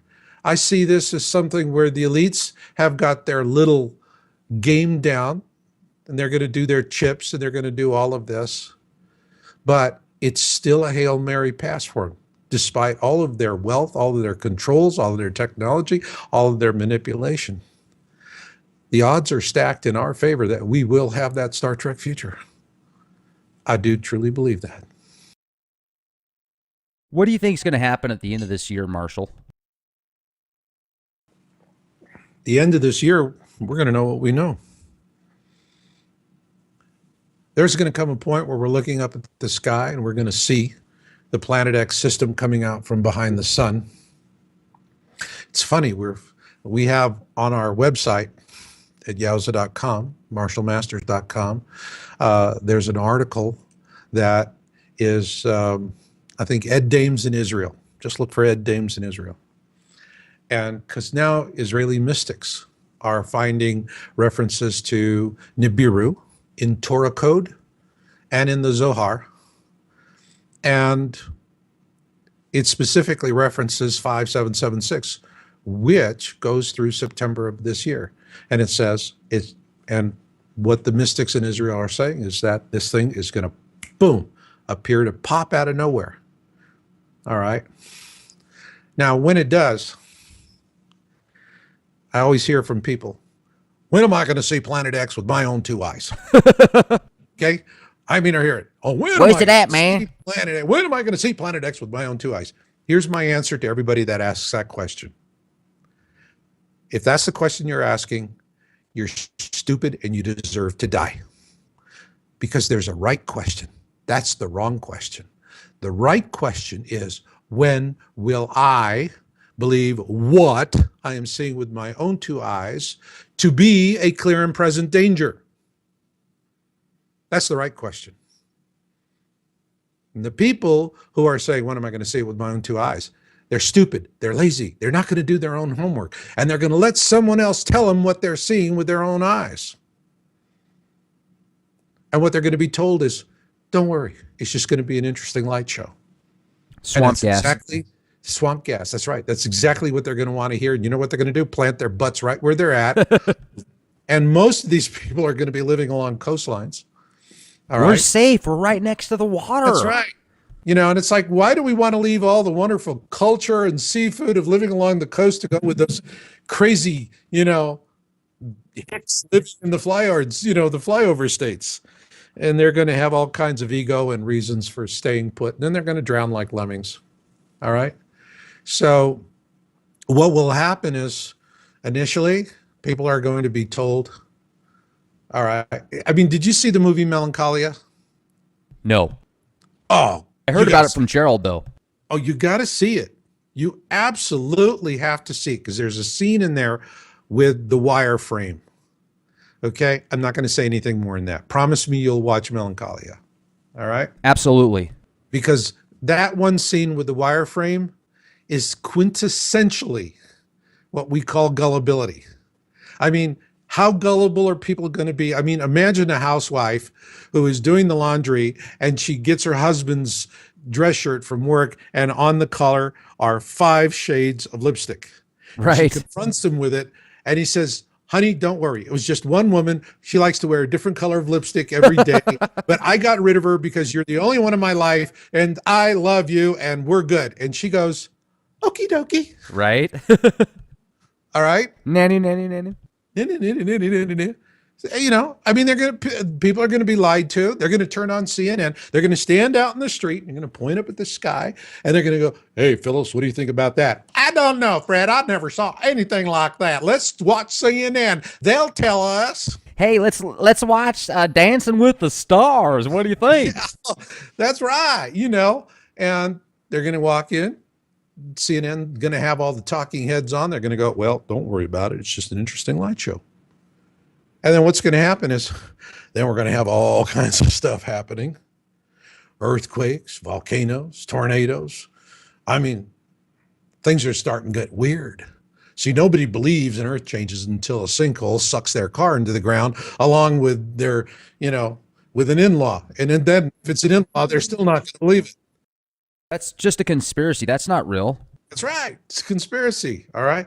And what'll happen is then there's going to come a point where all of a sudden people are really going, what's wrong with this picture? They're going to finally ask that question, what's wrong with this picture? And that's when they're going to come back on CNN and say, well, we've had to adjust our calculations. Our new data sets have showing things that really have surprised us. And well, you can trust us when we say that we're going to have a few more bumps on the road, but it's going to be perfectly fine. And then people are going to go, okie dokie. And then after that comes the dying. Okay. After that comes the rage. All right. Now, what's going to happen is that when we're seeing everything and the first time they lie to us, there are going to be people that go, those bastards are lying to us. They're going to be the ones who are going to just pick up everybody else mocking them and laughing at them, okay? And they're going to go to places of safety. And so my efforts right now is focused on that window of opportunity to reach those people who, when they see this, they're not looking up and saying, I'm going to wait for CNN to tell me what I'm seeing. They're going to look up and go, I'm seeing a clear and present danger, and I'm going to do something about it. Isn't it amazing how powerful the media has become? I mean, the programming that's out there now, I don't know if they've studied the MK Ultra programs that have taken place with the CIA for years or what, but it just seems like the media is so powerful now, and their abilities to program the masses has almost turned into an art or a science. Oh, yes. It's a phenomenal science. And what they have learned is they're much more sophisticated now. Much more sophisticated. There's quite a bit that they adopted from the Joseph Goebbels playbook, but what they're doing now is infinitely more sophisticated. They create what I call expectation stampedes. You remember blood moon tetrad theory? Oh, yeah. Okay. Well, what they do is they'll find a topic that is really resonating with a given demographic. In this case, it was a Christian audience, because now the funny thing was blood moon tetrad theory came out of nowhere. Nobody really saw that coming. I didn't see it coming. And when it first came out, we published an article on it. We're going, say what? And well, that was our best scientific estimate at the time. Robert Ryland wrote it for us. And but wow, blood moon tetrad theory really resonated. And then we saw the elites went, oh, hot diggity dog. You know, this is a gift. This is a gift. And they started pounding on it. Okay. All they got to do is find something that everybody's going, oh yeah, this is it, baby, this is it, you know, and everyone's all excited about it. And then what do? They Promote make it. sure, yes, they promote it. And boy, they are absolutely the past masters of promotion. They're the ones that make sure that there are plenty of links on the internet, that the topic is really coming up at the top of the search engines, that it is just rocking and rolling and smoking. And everybody's sitting there and they're waiting for blood moon tetrad theory. And then, just for added measure, you know, they had the Pope come for a visit to give a talk to the UN and Obama, okay, at the same time this is supposed to happen. And then they had CERN. They're starting up CERN. They timed this perfectly. They had blood moon tetrad, Pope, and CERN all coming together at the same time, pumping up all the expectations on all this. Everybody's expecting something totally huge to happen. And it was like, fizzle, non-event. You know, that was it. And it was like, you know, Coyote lights the Acme rocket and it goes sputter, sputter, sputter, and that was the end of it. And there's a huge crash of interest. And the result is that you have all these people who are, now they're really in deep kimchi, because they've been racing around telling family and friends, coworkers, associates, blood moon tetrad theory, and it's CERN, and the Pope is coming. And what did we learn about the Pope's visit? He should hire a new speechwriter. What did we learn about CERN? Well, whatever, you know. And blood moon tetrad theory, hey, you know, someone left us at the altar. It's like, that's it, quick, you know, call the caterer, tell him not to open the caviar. And, you know, that's what happened. And it was a perfect way. They were absolutely able to take and target the Christian audience, humiliate these people, who then in turn, what do? They walk away from justifiable concerns, because they've been led down the garden path, and now they've been humiliated in front of family and friends who are sitting there shaking their heads going, there you go again. All right. Right. And all of that was a brilliantly orchestrated elitist disinformation campaign. I sat there and watching it, you know, I mean, it's like, I mean, it's not like even having to read matrix code. It's so bloody obvious. Okay. It's like, wakey, wakey, look what they're doing, you know? Right. And, but people, you know, it's, they just get caught up with that stuff and there they go. You know, I mean, the moral of the story is, you know, the first rule of prophecy. The first rule of prophecy is always be mindful of it, but never, never live in expectation of it. That's the first rule of prophecy. You think we're going into World War III here pretty soon? Maybe this year, next year? God, I hope not. But me too. You know, it's when insanity starts, you never know where it's going to end. I mean, you have Putin, who is threatening Turkey with nuclear weapons. You have Pakistan threatening India with nuclear weapons.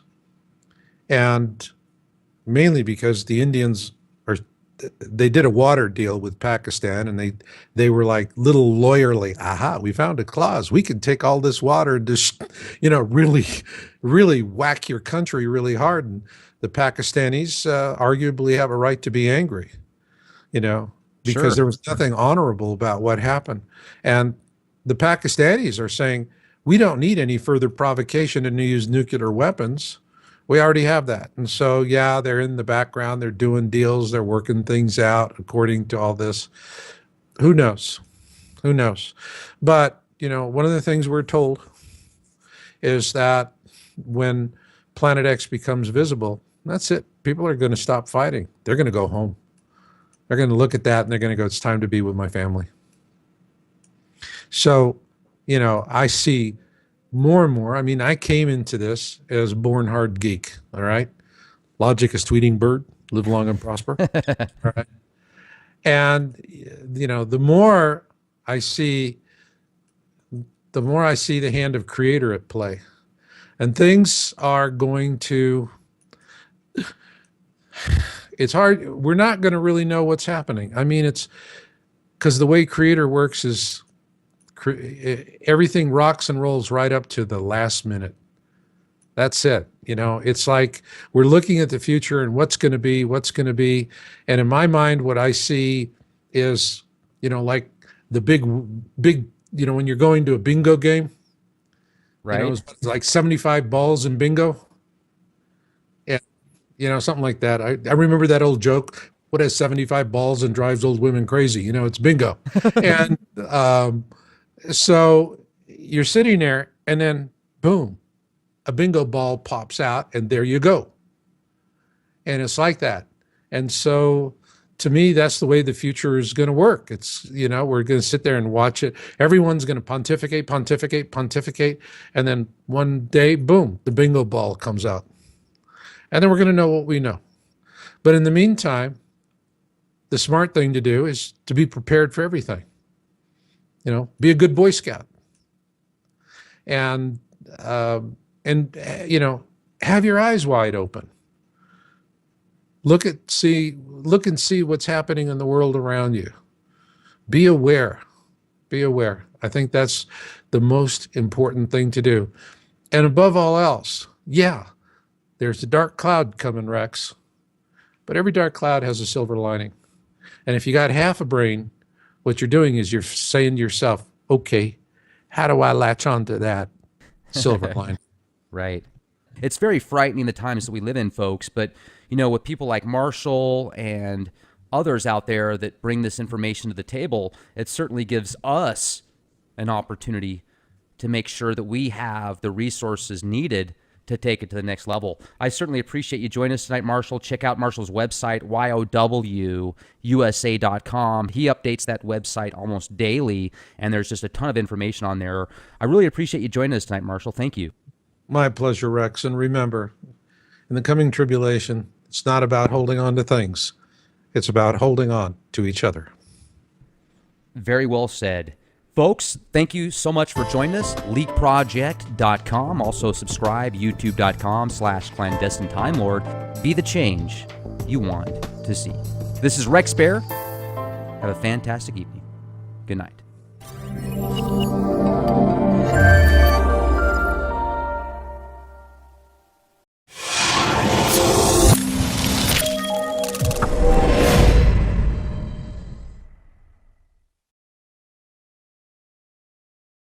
Hey folks, Rex Bear here. Tonight's guest is a regular Elite Project, Marshall Masters.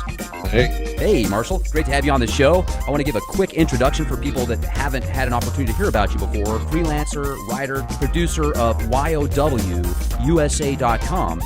And since the late 90s, Marshall has been researching the Earth-related effects from Nibiru, the orbital path of a binary star system that has approximately a 3,600-year cycle. Now, Mr. Masters is the go-to source when it comes to Planet X, sustainable survival communities, crop circles, impact events, and future technologies. Like so many others, Marshall sees a bleak future ahead, and with that said, Mr. Masters also sees a pot of gold at the end of the rainbow.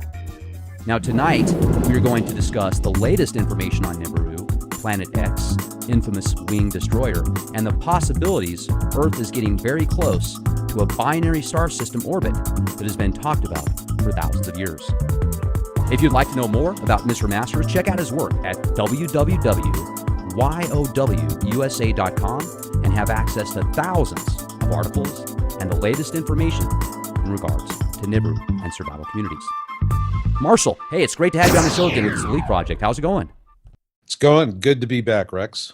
It's a pleasure to have you. I know we've talked a few times in the past, and you always bring just so much good information to the table. One of the things that I was talking to you about before we started the show is I used to be really skeptical about Nibiru and Planet X. Oftentimes I felt as if it was a wag the dog scenario to get, certain powers that be, help orchestrate some event to get people to give their attention towards something that might not matter when they're doing something else. But it seems like it's a whole system now, right? It's a mini constellation, yes. And at the core of the mini constellation is a brown dwarf we call Nemesis. And it's a binary twin to our own star. Most of the solar systems, 90% of the solar systems in our galaxy have multiple suns. And we are like the 90%. We have multiple suns. We have two suns.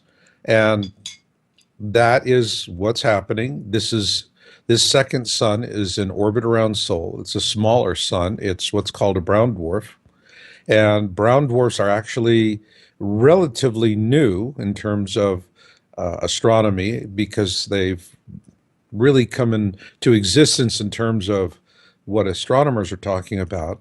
And yet we find they're very common throughout the galaxy, a quite common, ubiquitous, if you will, type of star. And they're very dirty because they're small stars and they have enough critical mass to ignite, but unlike our own sun, they can't maintain a nuclear furnace, so to speak, continue burning bright. And they become very dark. They give off a lot of heat, they give off a lot of radiation, and they can sustain life. This system that is a mini constellation, and in my book, Being in It for the Species, I talk about the three major planets in the system, which are from the inside out, Helion, which is a large gas giant, and about the size probably of Uranus. And then there's Arbota, it's a smaller planet, rocky planet. And then there's the outermost major planet, which is Nibiru. And that is the one that Zecharia Sitchin revealed to the world through his translations of the ancient Sumerian texts. And that's the one that's really a hard one for a lot of folks because what Sitchin found is that, well, we're the bastard children of the Anunnaki. In particular, in his book, The Lost Book of Enki, which is an autobiography of Lord Enki of the Anunnaki. And these were the folks that came from Nibiru to mine gold. They need gold to repair their atmosphere because each time they fly through the core of our system, it just wreaks havoc with their upper atmosphere, and they have to patch it up. And so they come here and they get the gold to do that because we have a lot of gold on this planet relative to other planets. And, well, We were created as a species to mine gold for the Anunnaki. And there was nothing very mystical or magical about this. More a couple of advanced prototypes where, they were out there by the side of a river, and Lord Enki of the Anunnaki saw them, and he went, "Oh, cool! I got to get me some of that." And next thing you know, there is modern man, which explains why before the ancient Sumerian culture, we were just primitive hunter gatherers. And then all of a sudden, next thing you know, we have architecture, language, science, all these things there. And so that's the reason why Sitchin really gets a lot of flack from a lot of people, because that really runs contrary to the story of Genesis. Well, And the thing here is the big the big question is, when this system comes through, are the Anunnaki going to return? that's a good question. We had Gerald R. Clark on here the other day, and Hmm? this guy is just, I'm talking an encyclopedia of knowledge when it comes to the Anunnaki and the specific names and the bloodlines and the genealogy. I mean, the guy is on par with anybody. But one of the things I've often wondered is this planet that's coming back, if it is going to get close to our Earth, do you feel as if the Anunnaki are still there and they're going to maybe possibly come back to Earth and kind of do this Independence Day type scenario, or what do you think is going to happen? They're going to come. I write about this extensively in my book, Being in It for the Species. It's not going to be pretty. They're going to come for women, for their breeding programs, and they're going to come for gold. And it's going to be like the Yakuza showing up to collect the percentage. So it's not going to be a very charming encounter for us. There are a lot of people that hold out the hope that they're going to come and bring a lot of enlightenment and all of this. And actually, they're building, I think, temples of Baal or something like that. Yeah. And this is a preparatory for their return. But no, it's not going to be pretty. And we're going to be glad to see them go. You think it's going to be like a war? You think we're going to attack them, or do you feel that their technology is so advanced that that's maybe why all these TV shows and programming is coming out on cable, satellite, promoting this agenda of these ETs occupying our planet, and we have no way to get rid of them, essentially? When they come, their technology is going to be so advanced that we would be incredibly foolish to try and do anything to fight them. So they're going to come, take what they want, and then they're going to leave before the really bad times happen. They will leave prior to, this is going to be a pole shift flyby. The last time that we had a pole shift flyby was Noah's flood. And people kind of like, I mean, what do you mean that was a pole shift? Well, think about Noah's flood, and that's the deluge story. Deluge stories, there's like 200 versions of the deluge across the world in literature, folklore, and so forth, ancient wisdom texts. And stop and think about it. The ark was built where? I don't know. Okay, it was on the side of a mountain. Okay. Now, if Noah was smart, working with an investment banker, Noah would have built the ark in a harbor. And that way, if his disaster didn't happen, he could turn it into a casino and a hotel and clean up. All right. But no, he builds it on the side of a mountain. Why? Well, we're told in the story of the deluge, it was 40 days and 40 nights. And science has long maintained, well, it's impossible. There's not enough surface water on the planet to do what the Bible says. Well, let me put a different spin on that. You have a pole shift event, and there's in the Bible prophecy of the days of darkness. Now, the days of darkness are also described by remote viewing instructor Ed Dames in the Kill Shot. He's talked about this. I have his video from 2004. And he describes very well what's going to happen, and that is Nibiru is going to pass between Earth and Venus. We are going to have a complete eclipse of the sun. And because of the way we're moving through the skies, it's going to be a slow transit, which means we're going to have days of darkness. It'll be pitch black. It'll be horrifically frightening for everyone on the face of the planet. And it's going to pass between us. And when this happens, we're going to have a pole shift. And so remember I said we had Halion, our Boda, and Nibiru, and then there's Nemesis. Nemesis is going to be passing through our side of the solar system between Mars and Jupiter. And so you're going to have the tidal gravitational forces of these major bodies passing through our side of the solar system. We're going to be on the same side of the sun as this system, which is exactly what happened with Noah's flood. The Exodus, which was the last flyby, actually, we were on the opposite side of the sun when the Nemesis system, the Planet X system, was transiting southward back into its furthest distance from the sun in a 3,600-year orbit. And that's lunar years, by the way. And this time, it's going to be a Noah's flood scenario because what we know is Noah built the ark on the side of a mountain. Well, there's a reason for that. If you have a pole shift event, you have all these multiple objects getting what's called a lithosphere lock on our planet. Actually, a term was coined by an English coal miner who sent me a bunch of research. And I've always felt it was most appropriate. So with the lithosphere lock, we're going to know when that happens because in my book, Being in It for the Species, I describe something called Lurch Day. Lurch Day is literally when we just, get grappled onto. Think of the old movies from pirate days, and the pirates would come up close to a ship that they wanted to plunder, and what would they do? Throw the hooks over the side and then reel it in and then go in and have their mayhem.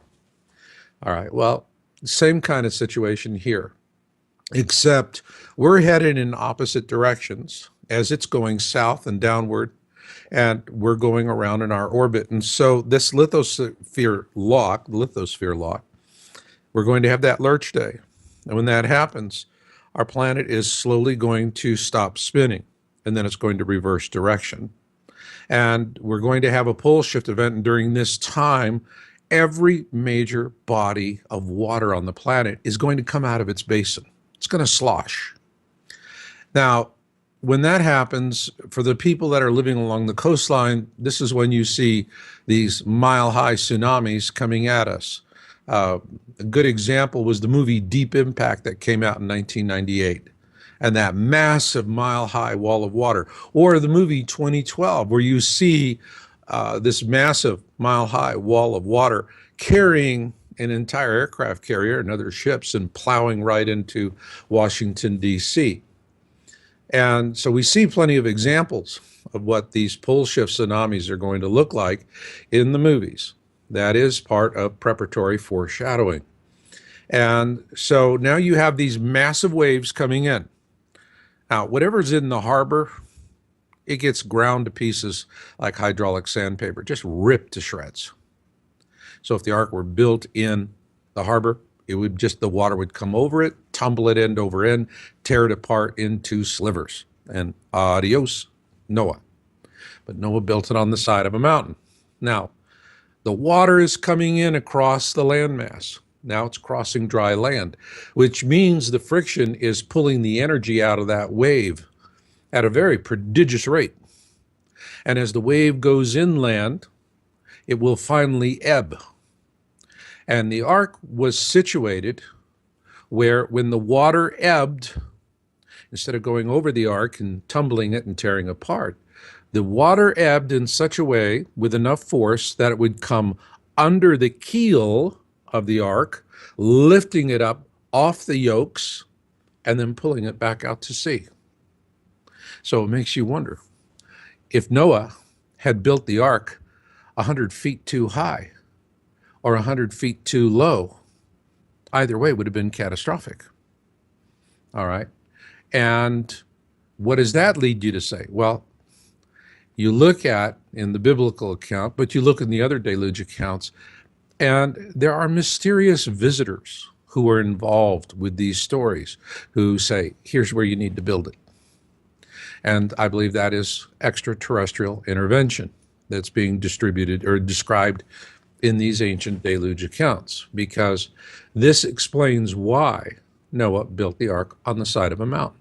There was going to be a pole shift tsunami because the oceans are coming out of their basins, plowing across land, ebbing just under the keel of the ark with enough force to lift it off its yokes and to gently pull it back out to sea. That's what we're facing with this coming flyby scenario. And right now, if you look to see, if you go to our site, yowusa.com, or you just type in marshallmasters.com, all right, that's with 2 L's, and you look at Planet X Signs Update number 7. My wife, Jennifer, is doing the signs articles now, and wow, she just knocks them out of the ballpark. It's hard on her, though, because the news is getting really, really dark. It's getting really bad. You know, when we first started doing the signs articles, it would take us 2-3 months to really pull together a sufficient amount of story material to publish what we felt would be a significant article. Now, in a matter of a few weeks, there's so much coming in that we're overwhelmed. We're no longer waiting to gather the information for a few months to publish. It's just every few weeks, we're so inundated, all we can really do is filter through it and literally skim off the top to take the most important things that are happening. And in this one, I mean, we have 38 volcanoes erupting right now. The Ring of Fire is just popping with major earthquakes. And there are seismologists who are saying, you know, wow, the only place on the Ring of Fire that hasn't had a major quake very recently is the west coast of the United States, which means